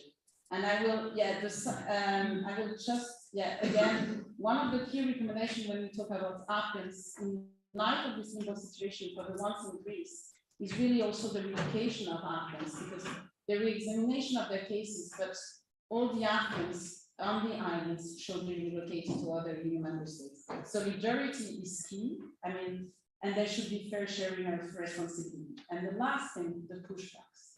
This is the silence. We published, I wanted to bring it to you, but I really didn't have time. We published a year and a half ago a black book of pushbacks that gathered testimonies that represents 13,000 cases. We published a new edition. I think we reached the stage that nobody denies this is happening. We have enough media reports. We have an Council of the Commissioner of Human Rights. The Commission is not denying this. Mr. Spinas, yes, but not Commissioner Janssen. But yet there is no action on this. I mean, people are being thrown into the sea. That's a daily crime. People are being beaten at our EU's external borders, and yet we don't see any action. And the answer so far has been a fake independent border monitoring mechanism in Croatia and in Greece. It was, they didn't even publish an official report. They made a press release and they said no evidence of pushbacks of their transparency authority that is not independent at all. So this is a huge issue that has to be kept being exposed, and the silence and action is definitely needed. Thank you very much. Yes.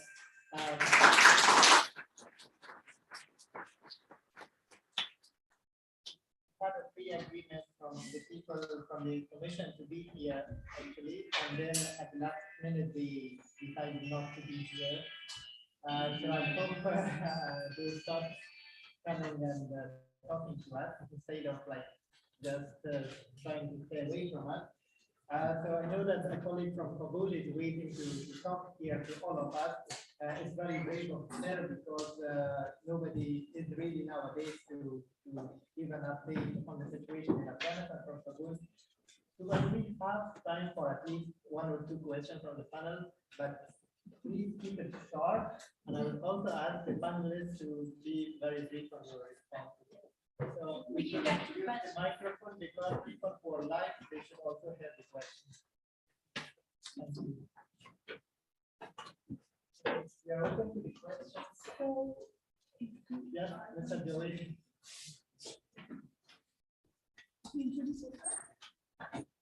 Hello, my name is Ismail Jan. I'm working with I'm trying the Afghan refugees in integration. I appreciate the title of this statement, particularly this part of silent victims. I have to tell that you are speaking about the silent victims. I think there is a silent victims that nobody talking about them. Those who are working with European countries, European NGOs, and international communities, but they didn't have the opportunity to be evacuated from Kabul and from Afghanistan. Still, they are in Afghanistan. They are, I know someone, they are arrested by Taliban because they are working with the international community. There is no the opportunity for them to apply in Belgian embassy or an European embassy. There is no program, but nobody talking about it. I think there is a responsibility, a moral responsibility for the European country and for the international community if they are reaching and to take a program, to choose a program for finding a solution. Thank you. Thank you very much. I think it was more of a comment. The next panel will also reflect on this one specifically. So we can take one more question. There are 2 questions, so you maybe first and then the after. Yeah, okay. But keep it really short. Okay, yes. Hello, this is Shani Satapla, student here, BJ, also from Academy, also you will be. I don't think my just coming with the main point. Already 2 of you mentioned about the cultural differences, about the mental health of the refugee. I just was wondering about that. Have you ever bear in mind that the people who are coming from Afghanistan, they are related to different cultural bases? If you treat them, I mean, have you ever develop some policies to treat them differently? For instance, even if you go to the city as a Afghanistanian, so if you go to the city and see some of the people with an outfit that it's not adapted to the EU and this community, even mentally you are tortured yourself. You know, have you ever bear in mind, or have you ever developed a specific social policy to at least tell them to adopt them with this community first, and also to look at those people with 2 different cultural bases? Thank you very much. Thank you. I think, yeah, we can collect the last question from Jen. My name is Simba. I just wanted to follow up on the 9-year-old kid. Is if he is going to school or is not, because he doesn't have documents and stuff like that. Then my contribution was like, if someone is from a war zone, it means I'm running away from danger. I really think that same situation, because I lost my parents when I was 8. Then coming to an office for someone and explaining my situation, and then someone is saying you are lying or something like that, then if I don't have documents, it means he's not going to school as we speak. Then it's better for them to kind of delete some documents which are advocating for us to kind of seek help so that a person make an informed decision that I'm not going to this side, I must go this side. That is my position. Thank you. Thank you very much. Thank you. So you want to question? No, okay. Me? We will have some time later. I think we will take the responses for this question straight, and then maybe you start with the gentleman's question of the 9 years. Yes, about the 9 years old boy, he has the right to go to school. He has tutor, and it's like that for the minority. The problem is that when they become 18, they have the right of nothing. And sometimes they stay years like that, as minority, with the right to go to school, with everything, and suddenly, the date of their 18, there is nothing more. For that, we are fighting to have paper for them before they are 18.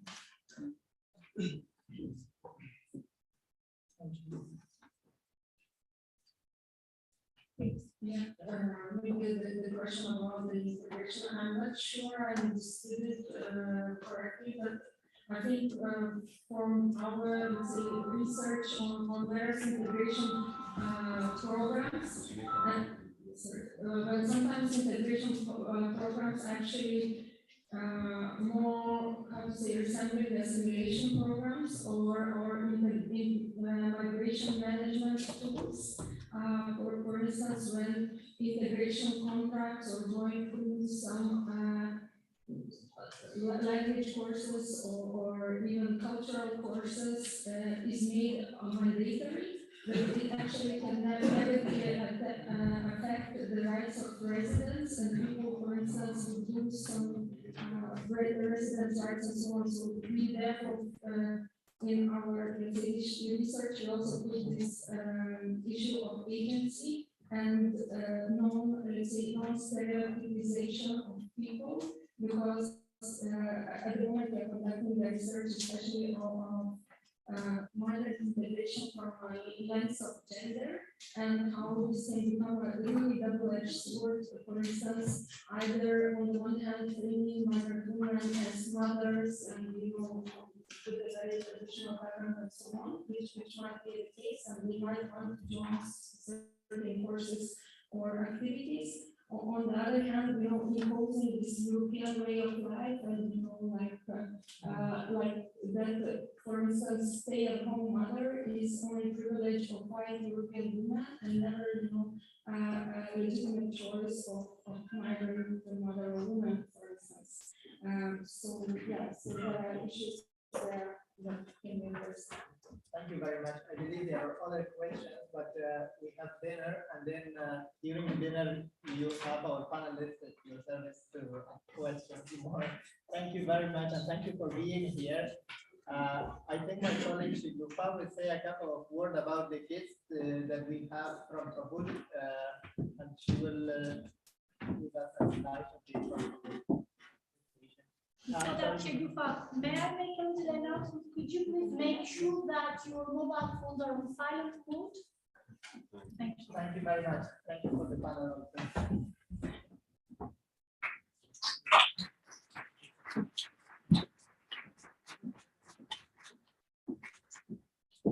Thank you, Vali. Considering the great importance of having voices from the ground, considering the great importance of having voices from the ground, we have the pleasure of having Mujda Tabish Noor with us. She is an assistant professor who also worked as the dean of the social science faculty in Badakhshan University. She is a human rights and civil society activist who has been greatly involved in recent advocacies and protests for women's rights and Afghanistan women participation, political participation, and their rights to be recognize an independent, let's say, independent human beings. Mojda also has developed and wrote a couple of academic papers that are published in various journals, and probably will have the chance to share with you the link afterwards. And now I will leave the ground for Mojda to start her speech.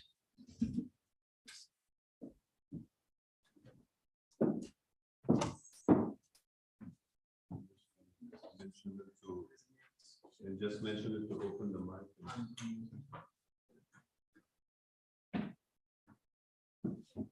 Yes. Mojda, can you please unmute your mic? Yes, I can hear you.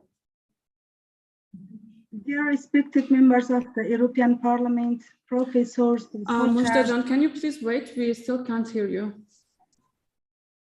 Can you hear me? Can you hear me? Yeah, it's fine now. Dear respected members of the European Parliament, professors, researchers, reporters, and members of the audience. First of all, I want to thank the organizers for allowing me to speak on behalf of Afghanistan women, and I hope I do them justice by conveying my message. I want to emphasize that the Doha Agreement was the beginning of all misery and the elimination of women from the government, and this shouldn't be overlooked. Just think for a moment that by signing such agreements, you surrender Iraq to ISIS, some parts of Africa to Boko Haram, and Libya to Al-Qaeda. And then what can you expect from them? How tyrannous and oppressing their rules would be, and the kinds of crimes they would commit against their people, especially women. Meanwhile, the Taliban are the most extremist and fanatic group among them. The shocking crimes they committed against women and every human value in their first rule were not hidden from the world. They organized enormous and deadly attacks on universities, educational centers, and hospitals, and hundreds of women lost their lives under their whipping and stunning. The death of Roxana, a young woman who wasn't above 16, under their stunning punishment is one out of hundreds of their villainies. The Taliban's hostility against women, civic values, and human rights were obvious to the international community. Yet, despite all this, the fate of 40 million people was mysteriously handed over to them, and they took control of over 80 billion worth of NATO military equipment. They are using this equipment widely to suppress and kill people, especially detaining and torturing women, and no one is held accountable for all these crimes against humanity. When Mr. Khalilzad, as the US representative of the US government, was busy with talks and negotiations with the Taliban side, and because of his personal and tribal interests, he was lobbying for the Taliban to be recognized internationally. His wife, Ms. Sorel mentioned that women in the West struggled for their rights and achieved them. So the women of Afghanistan should also struggle for their rights. Although she was right, with a difference that in that time in the West, there was not a person like Mr. Khalilzad lobbying for a terrorist group like the Taliban, trying to bring them to the power and surrendering the fate of women. Dear friends, you also know that even in the past, Afghanistan as an unsustainable and fractured society was like a prison to women. However, after the year 21, women were able to gain significant achievements through hard work in the social, political, economic, artistic, cultural, and sports areas. As an example, 28% of the seats in parliament were occupied by women, 247 women were in the judiciary, and 35% of development units were led by women. Unfortunately, after the occupation of Afghanistan by this group, not only did literate and employed women lost their jobs, but they were also subjected to brutal torture and repression. I myself am one among those women who served as a professor and dean of the faculty before the 15th of August. And as a women's rights activist, I advocated for the need to strengthen and promote women's rights in the media and in national conferences.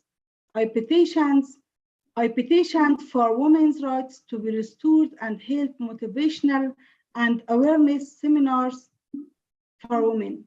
Furthermore, after the 15th of August, when the Taliban imposed strict restrictions on women, we took to the streets with other women and protested oppression and inequality. We thought that the UN, human rights organizations, and pro-democracy countries would stand behind us and defend our rights. But unfortunately, the Taliban arrested, tortured, and killed women, while international organizations and pro-democracy governments turned their backs on women and convinced themselves with a few shallow promises that have had no positive effect on the plight of women. A very different approach to what the UN and international community as a whole are doing to Ukraine. The arrest and torture of women are not limited to Alia, Tamanna, and the murder of civil activists in Balkh province, including Frouzan Safi, a professor at Vrije University, and dozens of other women. These are a few cases that have been leaked to the media. While we are witnessing numbers of torture and detention of women, and these statistics reach thousands, and the Taliban, by creating an atmosphere of terror, are not allowing anyone to investigate. Many women have been killed so far, which has been covered up due to censorship and media restrictions. People know it, but they do not speak up out of fear because the Taliban have no belief in freedom of speech, independent women, and the whole open political space. However, the Taliban group has not been recognized yet and needs world aid. Otherwise, they will treat the people with a harsher attitude than these days. It is certain that the Taliban are still a fanatic religious group with no intention other than to enforce its own strict Sharia law. That is why establishing relations with this group and finally recognizing them means turning a back to the Afghan people and their ultimate freedom. The women who set out on the dangerous path of the goal of the brightest days after 21, today, all their efforts have been wasted and returned to zero. The issue of losing the job, political, social rights, and freedom for which women have worked hard for 2 decades is now a marginal and unimportant issue. Surviving and breathing under the Taliban have become the only dream. Imagine a Taliban soldier standing on the side of the road. He has the power to impose any punishment without the permission of his superior, and he can violate the privacy of individuals, inspect the phone gallery and private messages, and if he wants, he can imprison you or even shoot you in the head and face with a bullet. They are also allowed to enter people's home without the permission of the court or their superior. There are no laws and principles defined to protect the lives, property, and reputation of women. Or there is no court that listens to the protests and complaints of women or the entire public. Women rights activists and those who have been involved in political and social activities in the past face insults, humiliation, and persecution. They spend their days and nights with fear, stress, and tension. In the past 8 months, I did not only lose my job, but I also changed my residential place several times for my safety and rescue from the pursuit of the intelligence service of Taliban. Some of my friends who failed to leave the country are in the same situation. Few women who have not done important work in the past to restore women's rights and raise awareness or to take part in demonstrations against Taliban work in very low positions. They must observe the hijab and the strict rules of Taliban. During this time, when I was so tired of home isolation, I decided to talk closely with the Chancellor of the university and the Taliban's higher education minister about my duty, even if something bad may occur. When I reached the gate of the university, the guards did not allow me to enter the university. They said my gown is short, although I had observed the hijab based on Taliban wish, and only my gown did not cover my feet. I had to return home. After that, I went to the university the next day and waited for hours, and finally, the secretary of the university chancellor told me that the chancellor doesn't want to meet the women. Please send your spouse. I also went to the office of higher education minister and got the same answer from them. Unfortunately, these are the facts of our daily life under Taliban regime. I would like to remind you that women and the people of Afghanistan in general are dissatisfied with the approach of the international community and the United Nations toward the Taliban and Afghanistan.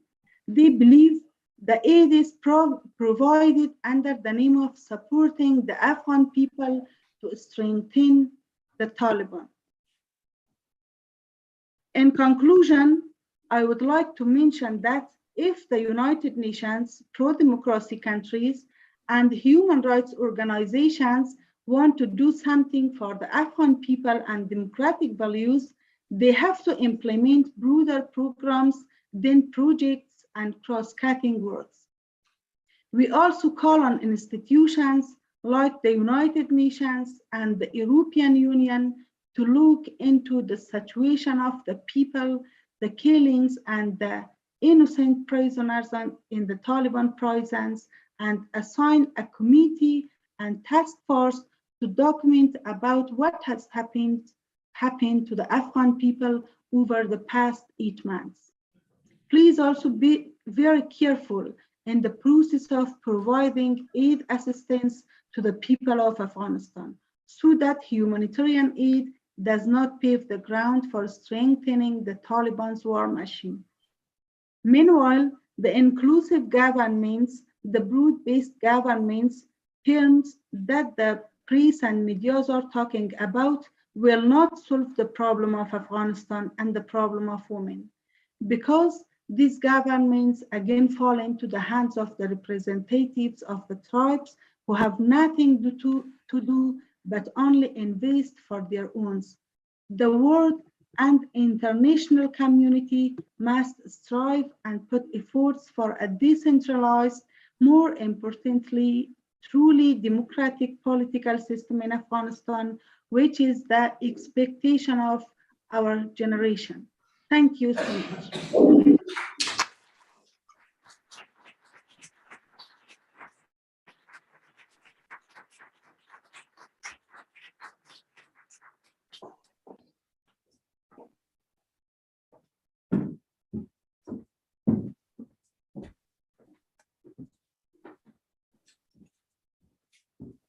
Thank you very much, Mujda. I hope you see me. It was very sensational, very important, and very brave of you. We really, really applaud your braveness, and we really hope that one day the situation will turn out better for all women and for all human beings inside Afghanistan. We would like to take 1 or 2 questions for Mujda, but keep your questions relevant to her speech, and please raise your hands if you have questions for her.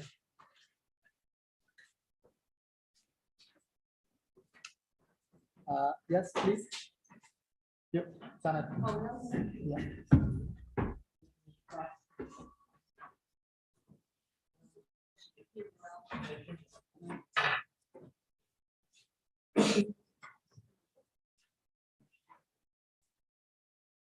Thank you so much, Chantal. My name is Sahana Nasibi. I'm a political advisor of the European Parliament. It was it's magnificent to be able to hear your story and to listen to actual live testimonies from Kabul.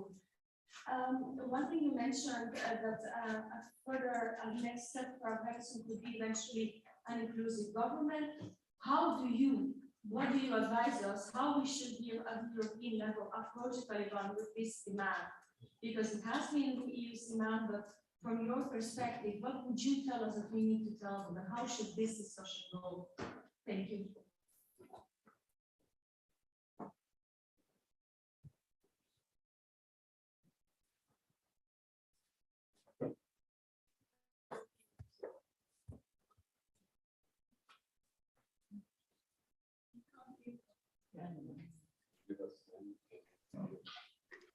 Can you repeat the questions, please?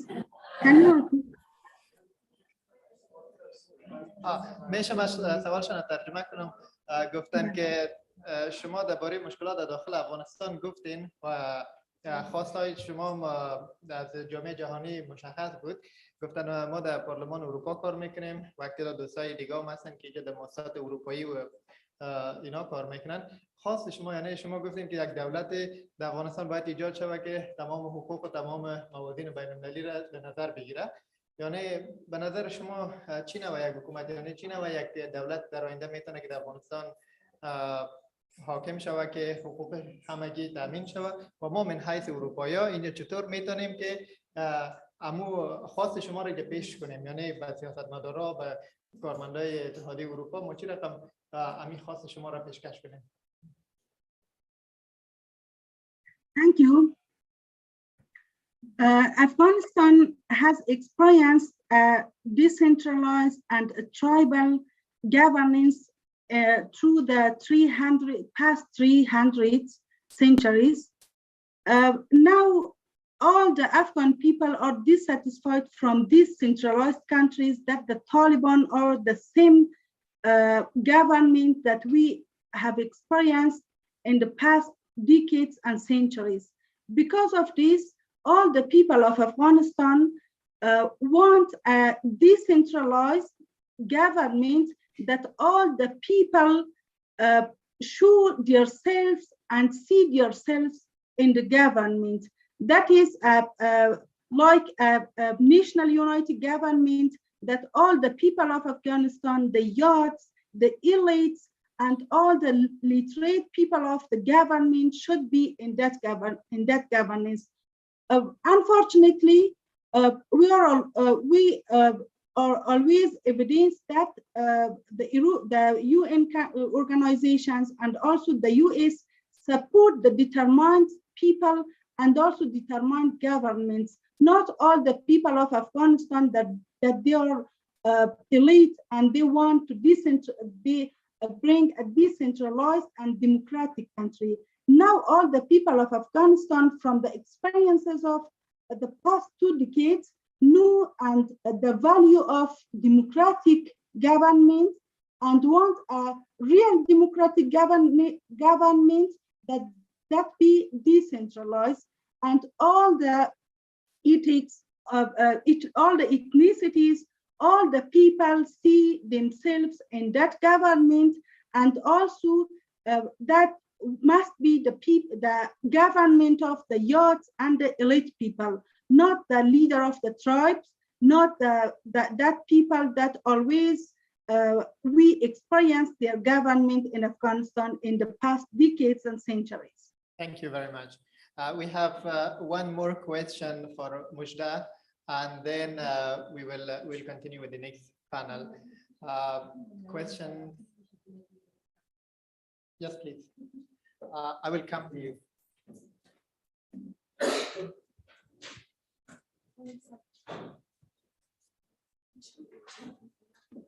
Hello, everyone, and good evening. My name is Samir Jayhoun, and we are from the Farhang TV, FTV in Belgium. We are working in Antwerp. I just had a question for Mujda, and thank you for raising your voice, and thank you for fighting at the most hardest time in your in woman's life in Afghanistan. And I would like to thank you, and I would like to appreciate you, what you're doing now. And my question was, recently today, 6 times the bombing since yesterday happened in Afghanistan. And you are aware about that. And you are witnessing and you are hearing from the close distance. What do you think these demands that we are asking today as an Afghan, that I'm experienced, I know what happens. When we talk from Europe and when we talk from far away, it's easier for us, it's easy. But when we are at the place, what is happening today, it is really difficult. It seems impossible that if they don't allow you to enter in your university, if they don't allow you to go to your class, do you think the Taliban would be able, would have a free time to hear that what's going on today? And today they are busy. They're saying that the Shia's mosque in eastern part of Kabul in Mazar Sharif today, almost 15 people died inside the mosque. And then do you think that the Taliban will make a time to listen to the ladies and listen to the women, that they are still asking for their rights? Thank you.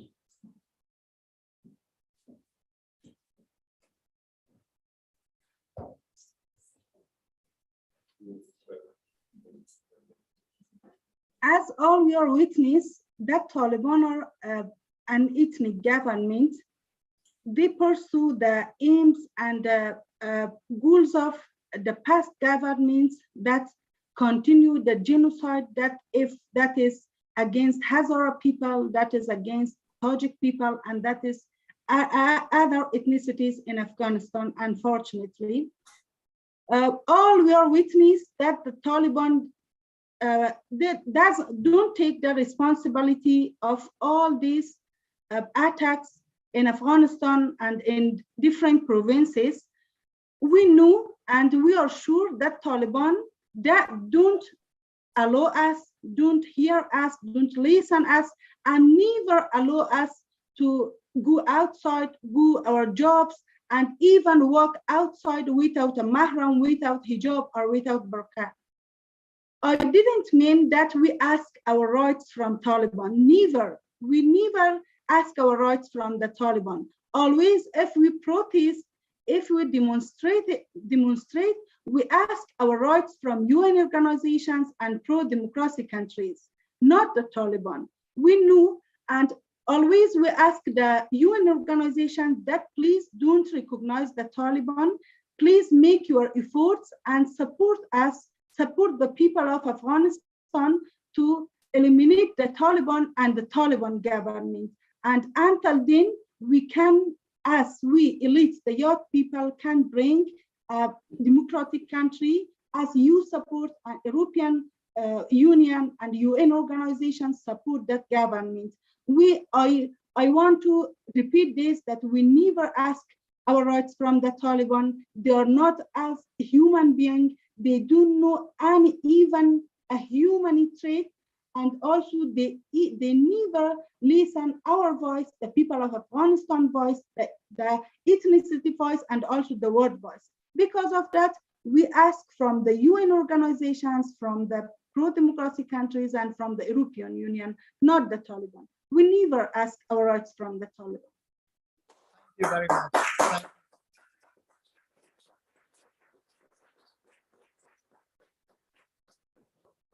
Thank you very much, Mujda, for being with us today and for sharing all what you said. We are going to move to our next panel. You can be here with us and you can listen to the panel what we are discussing now. So I would like to invite the panelists here for the second panel, while my colleague will put the name tag here.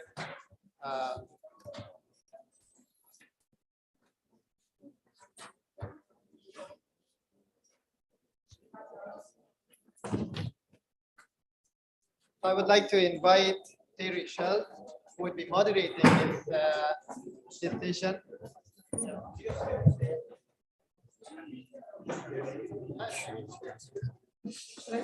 Yes, maybe you can hear for that. I did it from here. Yeah. I know my friends from.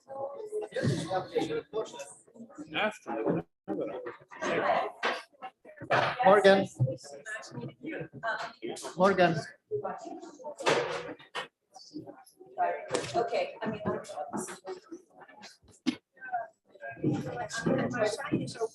We are expecting. Yeah, I do have some.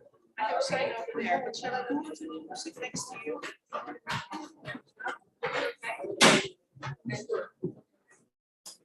Yes.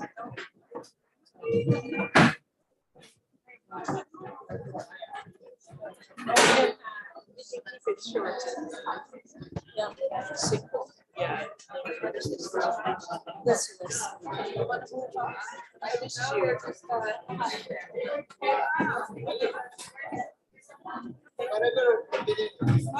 Jamila, but first, I have two signs. I have two signs. One is enough.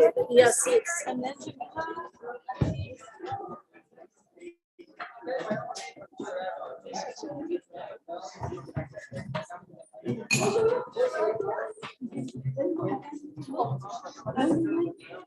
Non, on n'a pas de temps. Je ne sais pas, dans 5 minutes. C'est bon. Ok, ça va. Ok, ça va, ça va.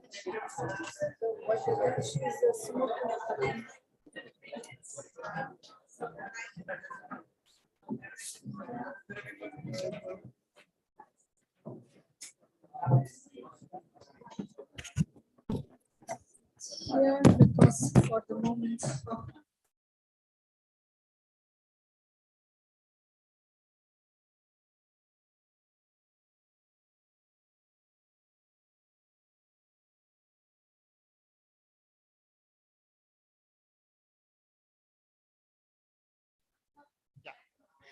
Thank you very much. So we have the second panel here. The panel would be moderated by very experienced journalists who have been covering the EU and US foreign policy for several years now and she has been covering NATO since 2007. She has covered extensively Afghanistan also. She traveled more than 6 times to Afghanistan since 2002. And she has been doing podcast, radio, and other sort of media and news. So thank you very much, Terry. So we are happy to have you, and please, the floor is yours. Thank you very much, and thanks everyone for hanging in late with us here. We can't stick to time anymore. I don't think that's possible, but we're starting when we were supposed to be ending. But I'm very thankful to have such great panelists here. As Ahmad said, I've been covering Afghanistan since 3 months after the US entered the country. And have gone back many times. So this country is very dear to me, both personally and professionally.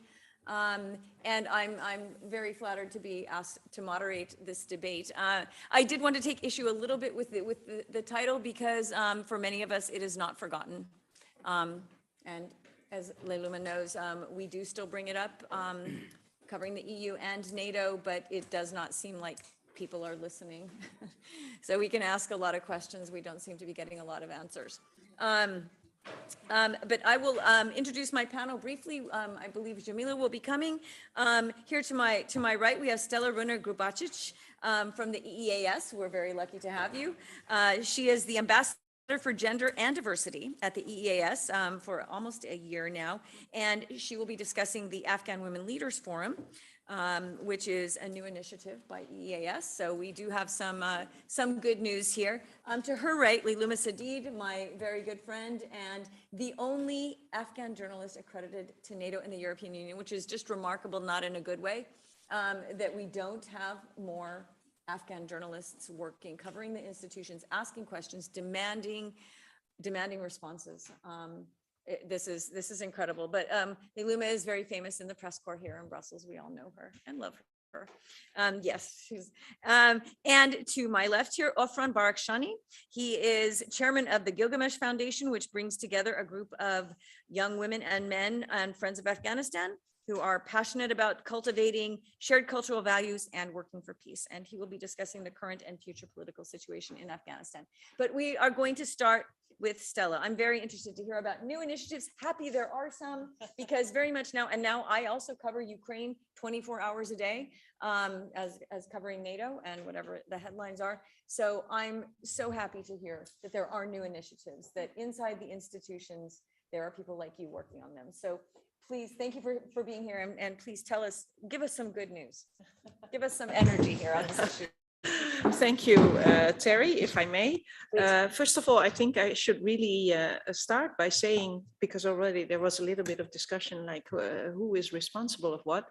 So indeed, I work in the EAS, so the EU's External Action Service, which really means also with the mandate of being Ambassador for Gender and Diversity that I am not, underline, not dealing with humanitarian aid, nor am I dealing with migration issues. So everything that was discussed earlier is really a different, it's a different topic for me, even though I must say that having been ambassador for the Netherlands in Athens until last year when I joined the EU, of course, I'm quite familiar with the whole issue of refugees from Afghanistan, especially in Greece. So it gives me a sort of a special view on what I'm doing now. So as you mentioned, I started in this current position in the summer of last year.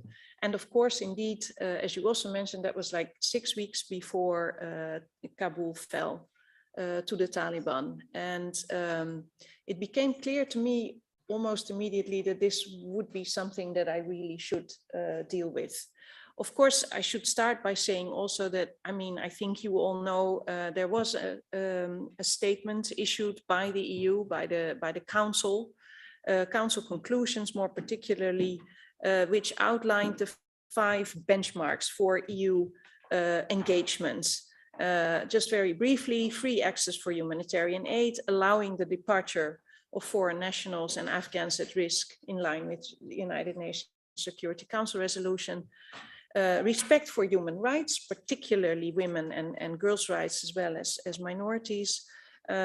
Also, we just talked about that, the establishment of an inclusive and representative government, and the commitment that Afghanistan will not serve as a basis for exporting terrorism. So to me, when I saw that those council conclusions, it became immediately clear that this obliges us to monitor the situation and to know, to do all we can to make sure that we know what is happening. We started doing quite a reflection job, I must say, to consider how are we going to do this? How are we going to do this, knowing, of course, that many Afghan people at that time were still fleeing the country, that therefore many of the resources in the country would be tapped, though not all. I think there is a great difference with the previous situation that you have internet now, that we can watch people live from Kabul. I mean, that's an important source of information. But so what we started to do was really to develop, I started having, I don't know, lots of meetings with Afghan women that I started to come across here, but also in other countries, to try and get an idea of what is it now that women need, that women want. And from the talks that I had, one thing became very, very clear, and that is many of the women were telling me, you know, we don't only want to be involved with the humanitarian aid. We want to be involved in the political dialogue about our country. Can I just ask a question Yes. here? You mean people that have left? Yes. You were not speaking with women in Afghanistan. You're speaking with. Then not. Okay. Now I am. Oh, okay. Yes. All right. Yeah. Just to make that clear. That was, you know, that was really like September, October, November. I went to New York. I saw women there. You know, in the meantime, I've traveled to several countries. And as I said, one thing that became very, very clear was we want to be part of the political dialogue. We want You know, the quote was at the time, you know, make the women's voices heard. And many of the women were saying, you know, we have our own voices. We, you know, we will speak for ourselves. To put And it like EEAS promised to make sure that happened. Yes. In these 5 points. Yes, yes. So we set up a forum which really has the purpose to provide the women, to support the women, if you will, with setting up their own platform, their own position, that will then and can be brought into the talks with the Taliban, if this is what the women would want. But in any case, the first step is really have this conversation. So we had the first, I call it sort of the kickoff session of the forum, and you were there, on the 10th of March, in which we ultimately, it was hybrid, or it was mostly virtual, but we gathered about 60 Afghan women around the virtual table, some of them indeed from Kabul, and discussed how are we going to do this. It was really a kickoff meeting. It was a first time, but I think it was a success in that sense that we gathered so many women from all walks of Afghan society, from various minorities, with very different backgrounds. We have many parliamentarians, but also journalists, activists, but also women who had their own companies, women who represent completely different sectors. And meanwhile, we've had the second edition of the forum too, which was called by the participants of the forum themselves after the decision to cancel secondary education. So it shows that it responds to a need. And I think what we know now is we will take this forward. We also know this is not a one-off. We cannot, you know, this is not something that will have a result tomorrow or the day after tomorrow or even next week. We are going to take this carefully. It's also clear that we have women with very different opinions. So the diversity of opinions is enormous, and that is a challenging thing, of course, to deal with, because not everybody agrees with everybody else. But that is, I think, exactly what this whole forum is about and what it should be doing. But of course, I mean, at some point, we really do hope, and I hope that I and my support and the convening power that I do have representing the EU can help with that, is to indeed to work towards that goal of saying, okay, so this is what we want, and this is how we think we need to work to get there.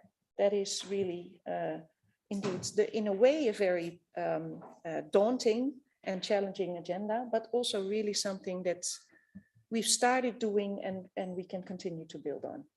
I mean, it sounds very encouraging, but forgive a bit of cynicism. Yes. This exists then sort of siloed from the reality of governance on the ground because the Taliban doesn't care. It's now not the time yet, I think, to have it merge with what is happening on the ground, because also the women, I think, are not ready yet to take a clear position on whether they would want to talk to the Taliban directly. What I think is extremely important is it really provides me and my colleagues in the EU, and more particularly in the EEAS, with information about what the women want and how they think it should be taken forward. And want you to do. And that is information indeed that we can feed into the talks. It's certainly not these are certainly not negotiations, but the talks that are, you know, taking place with a certain regularity with the Taliban. It's very interesting, and at least you feel like you're doing something. You know, when when things feel so hopeless, sometimes you're giving people a chance to talk and feel heard. And I think that is really the first step. I mean, at the end of the day, I'm also in the business of diplomacy, and if we don't talk, at least, we're certainly not going to get there. So again, I mean, I know it's easy to be skeptical or cynical even, but we are doing this, and I think, again, it provides us with an opportunity, at least if nothing else, it gives us a large amount of information that we can process and we can use in positioning ourselves, which I think is a big first step. Wasn't cynical about you, but how it eventually would become any kind of policy in global is just, and that's not cynical about you, but about them. Yeah. But thank you, that's very interesting. And I'm very encouraged by it. So that's, okay, who am I going? Jamila, I'm going to you next. So she actually was born in Ukraine. That was one interesting note I picked out of her bio. Boy, you've got watching bad news on all fronts at the moment, unfortunately. So Jamila, you're going to talk to us about your work on with the Center for the Collective Laïcité, YALA. Okay. And how you are working to fight against authoritarianism and forced state religion. Is that correct? I was not actually given a topic for you, so I'm guessing. Please. Thank you. Yes. I will speak in French if. S'il vous plaît. Ok, parfait. Ok. Demandez-moi. Parfait. Alors, merci. Je suis ravie d'être ici. Et en fait, je fais partie du collectif Laïcité Yalla. Et ce collectif a initié un mouvement à l'échelle européenne qui aujourd'hui regroupe à peu près 80 associations de femmes essentiellement qui se sont réunies en solidarité, en particulier avec les femmes afghanes. Et donc, à partir du 15 août de l'année dernière, nous avons été extrêmement préoccupés par la situation en Afghanistan pour 3 raisons. La première raison, c'est évidemment le retour des talibans. Tout le monde sait, tout le monde connaît la nature violente de ce régime, surtout par rapport aux femmes. Donc, nos attentes étaient très basses vis-à-vis de ce régime. La deuxième préoccupation que nous avions à l'époque aussi, c'était l'abandon de la communauté internationale. Il faut le dire clairement, le 15 août, il y a eu un abandon de la communauté internationale par rapport à l'Afghanistan après un investissement de plus de 20 ans. Et la troisième préoccupation, qui est une préoccupation interne, la situation politique en Afghanistan était extrêmement précaire. Nous avions affaire à un régime corrompu. Et donc, si vous voulez, ces 3 préoccupations ont détérioré la situation en Afghanistan. Et donc, c'est pour ça que nous nous sommes portés tout de suite solidaires des femmes là-bas. J'ai personnellement visité l'Afghanistan à 2 reprises pour m'impliquer dans différents projets éducatifs et d'aide aux droits des femmes. Alors, aujourd'hui, l'enjeu principal, il y a 2 enjeux principaux. Le premier enjeu tourne autour de l'histoire de la reconnaissance, évidemment, du régime des talibans. Et le deuxième enjeu, c'est l'aide humanitaire. On est face à un peuple en très grande souffrance, avec une crise humanitaire sans précédent. Il faut l'aider. Mais comment l'aider? Comment aider ce peuple sans pour autant reconnaître les talibans? Comment faire parvenir l'aide humanitaire sans pour autant renforcer les talibans? Je n'ai pas de réponse à cette question, mais ma préoccupation est là et c'est une préoccupation qui est aujourd'hui partagée par de très nombreuses associations de femmes. Alors, voilà donc ce que nous faisons. Donc, nous avons publié jusqu'à maintenant donc 3 textes. Nous les avons publiés dans les journaux français, belges et allemands. Et nous travaillons en partenariat donc avec des partenaires allemands, des partenaires belges et des partenaires françaises. C'est le noyau dur. Alors maintenant, nous voulons faire plus. Nous voulons offrir plus de visibilité à cette cause qui nous tient à cœur, parce que pour nous, il s'agit d'une cause de dignité humaine. Tout le monde a le droit à la dignité humaine. Et tous les réfugiés doivent être considérés exactement de la même façon.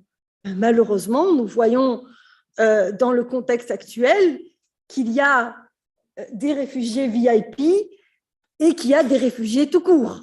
Donc, ça nous met aussi face à certaines, disons, face à un certain malaise, face à certaines préoccupations. Donc, voilà en gros ce que nous faisons. Nous avons organisé une grande soirée de solidarité donc, avec les femmes d'Afghanistan. Nous avons fait venir des artistes donc, qui sont là. Nous avons fait venir 2 artistes donc, qui participent à cette exposition. Cette exposition, c'est une exposition itinérante. C'est aussi pour offrir une image, disons, de vie et de résistance vis-à-vis de l'Afghanistan, parce que nous avons des femmes qui résistent. Nous avons des femmes dignes, nous avons des femmes libres, nous avons des femmes courageuses, et c'est aussi l'image que nous voulons véhiculer. Donc, des femmes qui sont dans la vie, qui sont dans la beauté, qui sont dans la féminité. Donc, c'est tout ceci, en fait, qu'on essaye de faire valoir donc, à travers notre travail.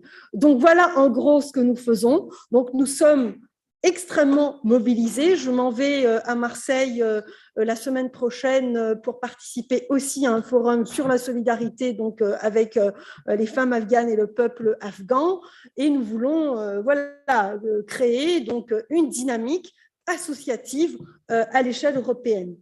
Donc voilà en gros donc, ce que nous faisons, nos préoccupations, toute notre solidarité à ces braves femmes, à ces braves hommes qui continuent aujourd'hui encore de nous donner des leçons de courage alors que nous avons appris aujourd'hui malheureusement encore une fois qu'il y a eu des attaques. Donc pour nous, on ne peut pas envisager, si vous voulez, une normalisation de la situation en Afghanistan avec les talibans. Pour nous, c'est impossible.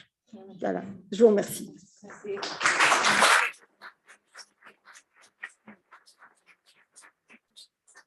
That feeds well into Leiluma's presentation, because she also considers it impossible to work with the Taliban. And as you know, Leila covers NATO and the European Union and asks hard questions often.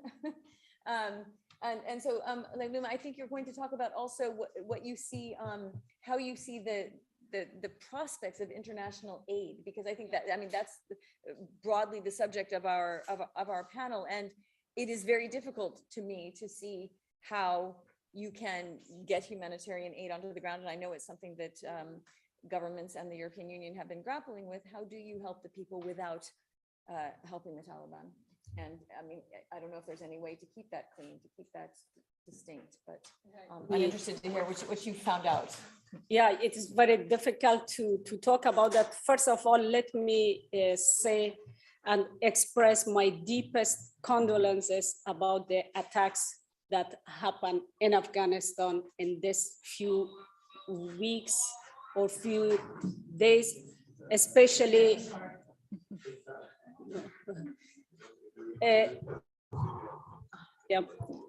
especially in Kabul, Mazar-e-Sharif, Kunar, and Khost, with the bombardment of the, yes, exactly. And so it's really difficult and to talk about this important subject, humanitarian aid. Since 7 months, the world accept and raise the fund like more than 2 billion for I think, yeah, $2.5 billion for Afghanistan. And the last meeting, the United Nations announced that every week they are sending cash money to the Taliban, $32 million, and it is really unacceptable, without asking what they are doing with this aid. When you ask the soldiers, sorry, not soldier, I mean the former worker with the government, they are not receiving their salaries. The aid is not arriving for the people really they are needed. Food aid, yes. Exactly. They're not getting money for food. And what are going on in Afghanistan? The international community, as I said always, they never learned from their mistake. They gave the aid for the previous government and they just put it in their pocket and for the family around, and they escaped and they leave us in the same situation. And now it's exactly the same. They are giving money, cash money. It's unacceptable for the Taliban. And the people of Afghanistan, more than 95%, they are under the poverty, and mostly women. Well, even in the best of times, a huge proportion of the population. Yes, and it is the same situation. I don't understand which kind of game is going in Afghanistan. They never learn from their mistake, and I'm sure the victim is always the people of Afghanistan, not the politician, not the person who came and take power just like coalition or something like military coup in Afghanistan. So it's very, very difficult and hard, and it's not easy to think about that. In a country, Afghanistan, I think the first country, there is no constitution. And they are just making judgment for their Sharia law. And does not exist. The country is not going on like that without any constitution. There is no respect for a woman right, human right, minorities, exactly, and also women activists, journalists, civil society. There is no right at all. They are always victims. And now it's like a genocide in Afghanistan for the Tajik, for the Hazara, for the Uzbek. We should raise our voice. We stay since, as the other previous speakers, they said that more than 300 years that Afghanistan, the same situation with the same system. If it's continued like that with the centralization, never change something in Afghanistan. Why we are not look at a little bit openly in the other way that we gave a chance for everyone in Afghanistan? We should think for the future. For the moment, they are like killing the future of Afghanistan. Women are at home, girls are at home. There is no right for them. How should we think the country is going in a good way? And the humanitarian aid, it is something like time to time, I think that they are taking from one hand and give it to the other hand and supporting them. And then who are the victims? The people of Afghanistan. Well, the explanation was that they wouldn't give development aid, but they would give humanitarian aid, right? But it's more or less the same. $32 million. Yes. It's going somewhere and not into humanitarian. No, not at all. For me, I think the best way to put a strong sanction for the Taliban and also for the countries that they are supporting the Taliban. And also, if they are not going in that direction, so they are giving more power for the Taliban. And Taliban is like 3,000 or 4,000 people. And they are staged like sorry, this word I cannot pronounce it goodly, like 40 or 35 million of the population of Afghanistan.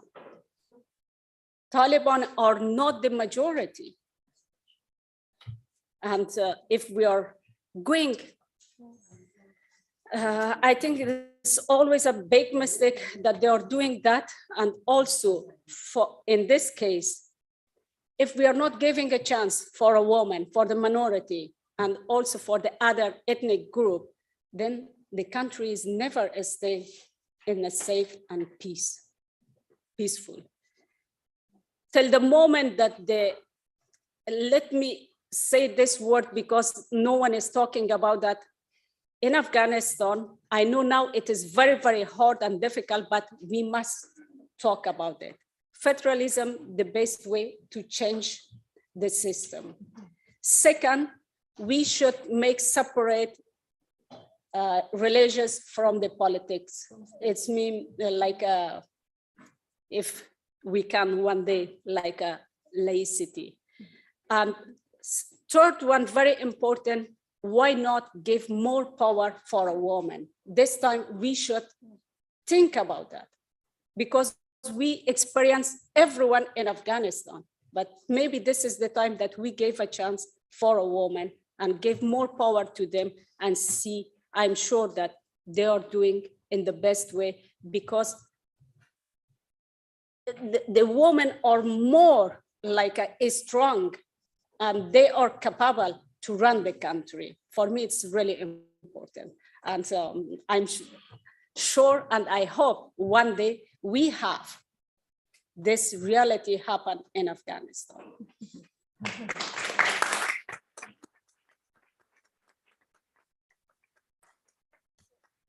For the moment, that seems like dreamland, doesn't it? Exactly, but we hope for a future. Yeah, you know, in 1996 until 2001, we never think that something happened and changed. When we saw the big change, then now we also hope and wish for this kind of like miracle happen in Afghanistan, and we are having our country back. Well, Ofran is an expert on federalism and the potential for federalism in Afghanistan, and I'm very interested to hear you expand on the suggestion of Leiluma, and also whether this is, whether you see any possibilities under the current circumstances that that the Taliban would share power, would move into a different political system. If they're getting $32 million for nothing, I don't know why they'd change. Thank you. Oh, I'm sorry, you can have. Thank you, Madam Schultz. The women and men and fellow panelists,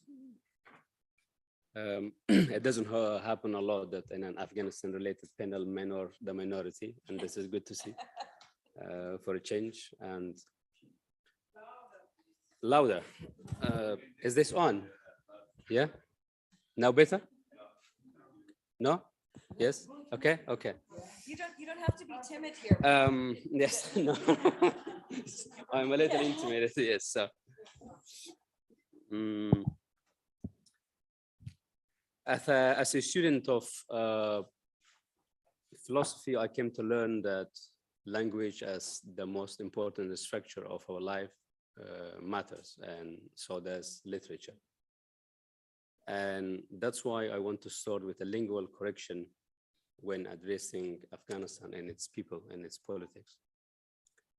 We are in rethinking Afghanistan, we are in need of a deconstruction of a few definitions. And I've always been fascinated by the American civil rights movement, and in the past 6 or 7 months, I've revisited their literature and reread again all that Dr. King had produced from the speeches and the books and everything. And if you replace the word Negro in his literature with Hazara or with Tajik, and if you change the word white man, of American white man of the time, with the Pashtun political elite, and if I translate this into Persian or any other spoken language in this room, and I do not mention it, that this is from MLK, you would think that this is the story of the current Afghanistan. And Dr. King makes a difference between 2 kinds of peace, a negative peace and a positive peace. The negative peace, he says, is the absence of tension in a society. This is the approach that we have had for the last 50, 60 years that we were involved in Afghanistan in rethinking its politics. The positive peace, he says, is the presence of justice. So rethinking Afghanistan and its politics and discussing its future it is important to address it with the right terms and with the right language and with the right definition of words, because they matter. Why does this matter? Is because in this room, every time I hear the word Afghan, I think I'm not part of it, because I'm not an Afghan. I'm a Persian by origin. Culturally, I'm a Tajik. I could be a Hazara, I could be an Uzbek, I could be an Afghan, but I'm not. From the very inception of this country, from the very beginning, this imposed identity, this imposed border, this imposed name has been the main thing, the core of our struggle for social justice and equality in Afghanistan. The cause for equality and in the fight for equality, the struggle for equality is not something of today. So it started about 70 years ago. And 65 years ago, for the first time, someone came out and proposed a federal system for Afghanistan, because they knew then that only within such a structure of power sharing, we could guarantee social justice and we could guarantee minority rights. And then the political elite labeled them as the traitors and as anti-Pashtun and as separatists, and any possible way to just get away with the possibility of the, let's say, occurrence of a new political discourse in Afghanistan. So, like we do in all languages, this is not something political. This is just purely a lingual thing. And I call upon all of you, those from Afghanistan, those not from Afghanistan, like we address a Belgian as a Belgian and not as a Belgium or something else, or a Francois, or whatever, like a Pakistani is a Pakistani, I am an Afghanistani at least, even though the term Afghanistan still is disputable. But for time being, it is women of Afghanistan or Afghanistani women, or women of Afghanistani women, like Iranian women, like any other, like Tajikistani women or Uzbekistani women. Even in saying like, because we do a lot of damage to, there are Uzbeks in Tajikistan. And if you go forward and then call a Uzbek of Tajikistan a Tajik, you are just not doing just to their right to exist. And nowadays,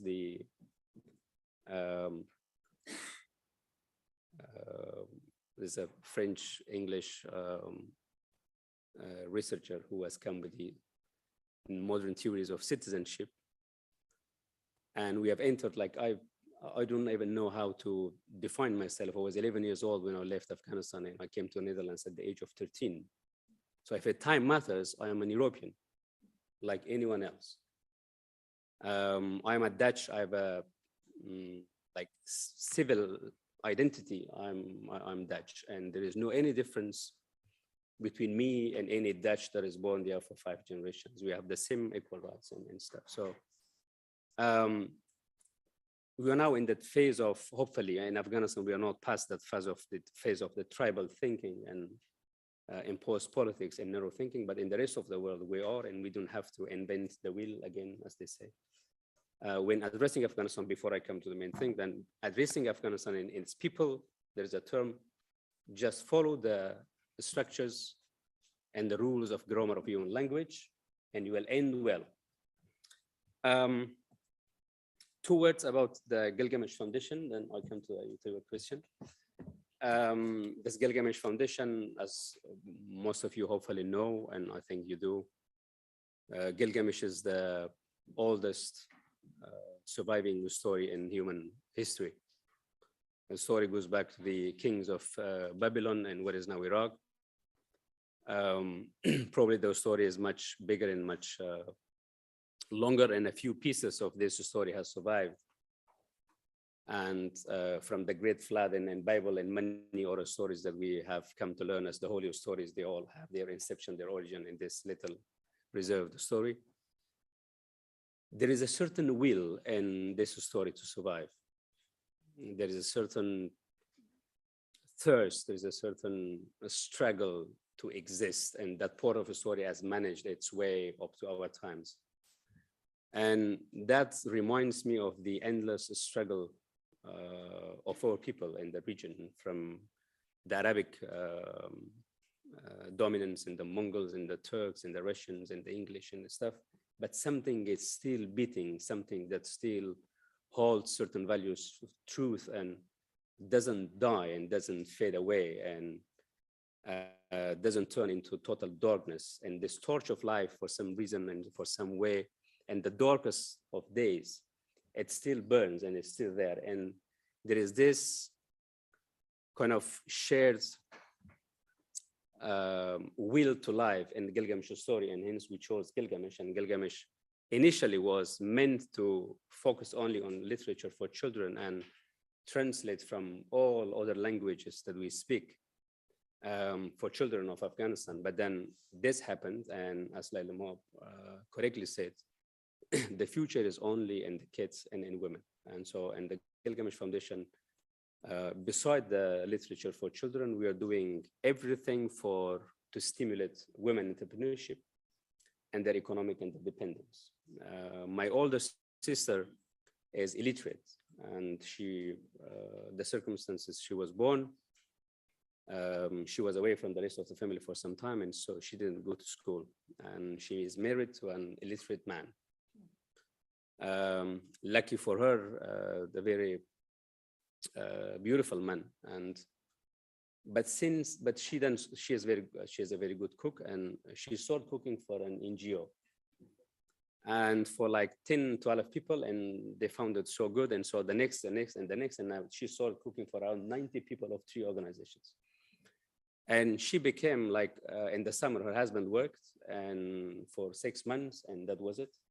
And then he started taking care of the kids in the house, and she worked. And then the amount of respect in that household for that working woman, like imagine like an Afghanistani man, illiterate, in some God-deserted village in northeast Afghanistan, starts to cleaning the house and brooming and washing clothes and stuff, and all because she brings the food and she works. And so I think to give women back their dignity and to give their rightful place in the society, it is of great importance that they stand on their own feet and they have this economic independence. And now, yes, part of my job is, I mean, we're not on time, but okay. We really, if you could just sort of briefly wrap this up, because we also want some time for questions, yes. And we're very, very late. Yes, so the question of whether there is not. There is a chance. No, there is not. Because not. Okay, well then. Why not? Yes, why not? Because to this on my way actually, I had to participate in a space on the Twitter on this late killings of the Hazaras in Afghanistan, and that ethnic cleansing, at least if you do not call it genocide, that is now going on for a few hundred years in Afghanistan. There were some former politicians also speaking in the same room, and they all were looking for ways to, whatever, like, with Taliban change their minds and stuff. It is not, we are not looking, the people of Afghanistan, or my generation at least, women of Afghanistan, we do not believe in an changed Taliban, or it is not the question. The question is not having an inclusive government. We have a problem with the very core of being a Taliban. This is a mental thing, is a cultural thing. There is not our culture, there is not our mental state of being. There is no room, there is no way for us to accept the Taliban. Like the Taliban, as we mentioned before, they can take part in a democratic process. They can be elected if they want, that's a different thing. But then, like, going or initiating any process that believes in a kind of cooperation, or with it, there is absolutely no single shared value within the majority of the people of Afghanistan in what is called the Taliban. So there is no room, there is nothing to sort of. Well, let me ask this question then. In my eyes, the international community lost most of its leverage when it pulled out. Is there any way to pressure the Taliban then into allowing any space, into taking part in elections? I mean, or I don't understand what future we can talk about. I had a meeting like a few months ago with the former foreign minister of the Netherlands, and he asked me the question, what should we do? Okay, and then the question was, no, the question was, if we let, there's like freedom has a price. We have already paid by hundreds of thousands of lives. This is not that, it is not like, what is the difference between the human being of Ukraine and Afghanistan? If it's in terms of your European Union and the very center of human rights and human values and cultural values, and et cetera, et cetera. Ukrainians, they are human beings that are, of course, European, that are part of this history, that are part of this culture, that are much closer, and the war is at our doorsteps. And then there's a completely different thing. And then we are able to initiate any process in a week, and Ukrainians can work in a week, which is beautiful. But at the same time, we're not true to ourselves. We are lying to ourselves as an international community, as any organization that is involved in Afghanistan. We are missing the main thing. We are already dying already. We have nothing else to lose. There is no bargain in this for us. So even if we continue dying, if the cause is clear for what we are doing, it is worth dying for. But not that then, and then some other process, some other group, like they close the doors of negotiation with the people of Afghanistan and then decide beyond closed doors what is then the best future for Afghanistan. So this we should not forget. Okay, but do you Terry, see any way to pressure the Taliban? I'm really yes, sorry. do not recognize. Yes, do not recognize the Taliban. We can continue the discussion after iftar because some people are really, they have to go for iftar. Maybe we come back, we continue the same thing. So some people, they really need to, because if you see my phone. We don't come back as a panel. I mean, that's not No. going to happen. No. Ah, okay. But I mean, could we take a couple of questions? I mean, we can take it over dinner while we are eating, while people are iftaring. One question, okay. So they said one question. Okay, quickly shoot it. Okay, I'll just full screen. Yeah. Thank you as well for all your statement. There does very much unity in diversity, and that's not only the same people in other places, in other countries. So my question for Ambassador Gucci. Absolutely. Work very closely. We have had around 3 weeks ago a hearing on Afghan refugees in the European Parliament with a representative from the Afghan LGBTI community. This is a community that has been not getting attention at all, and they are in great danger. So, where is the EU?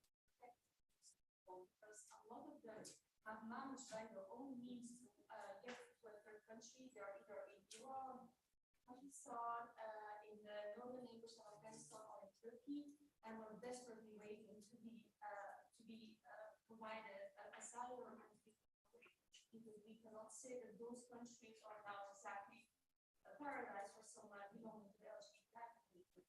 So, what would you say of that? And is this community first priority for the people in need of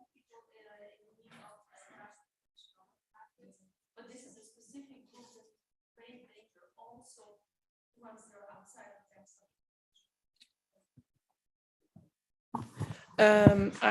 I'm really sorry. I cannot say that there is a special, how should I call it, mechanism for this, or that there is a special, even, how should I call it, like a category. I mean, obviously everybody is, and we see it now in the case of Ukraine as well. I mean, everybody is aware of the extreme vulnerability of this group. And actually in the case of Ukraine, we have tried to set up a separate, how should I call it, a sort of unit to look into how we can help this specific community more. But honestly, when it comes to the LGBTI group in or from Afghanistan, I wouldn't be able to share with you, even if I knew that there is something separate. I mean, clearly they fall under the vulnerable group and the Afghans at risk, as we often label them. And so they would sort of, you know, be treated in that framework. But I'm afraid there is not much extra for them in place, to put it like that. And I again, mean, this is a matter for national governments and not the European Union as a yeah. whole. You can And guide, then, but I you mean, can't make. I think what we heard Yeah. earlier about the I mean, that is Yeah. what I've seen in Greece as well. The difference in protection rate is enormous. And of course, I think every European citizen would like that to be taken care of. And we all know this is up to the governments to deal with. And we've also seen that this has been going on for years now, and we're still not there, unfortunately. Thank you to my great Sorry. panelists. No, I know you're not sorry. I'm sorry we didn't have more time. But yes, I guess people can speak. Thank you over very dinner. much. Yeah, I'm really sorry. No, it's okay. I mean, we're because just running we late. started a bit late due to some people arriving late.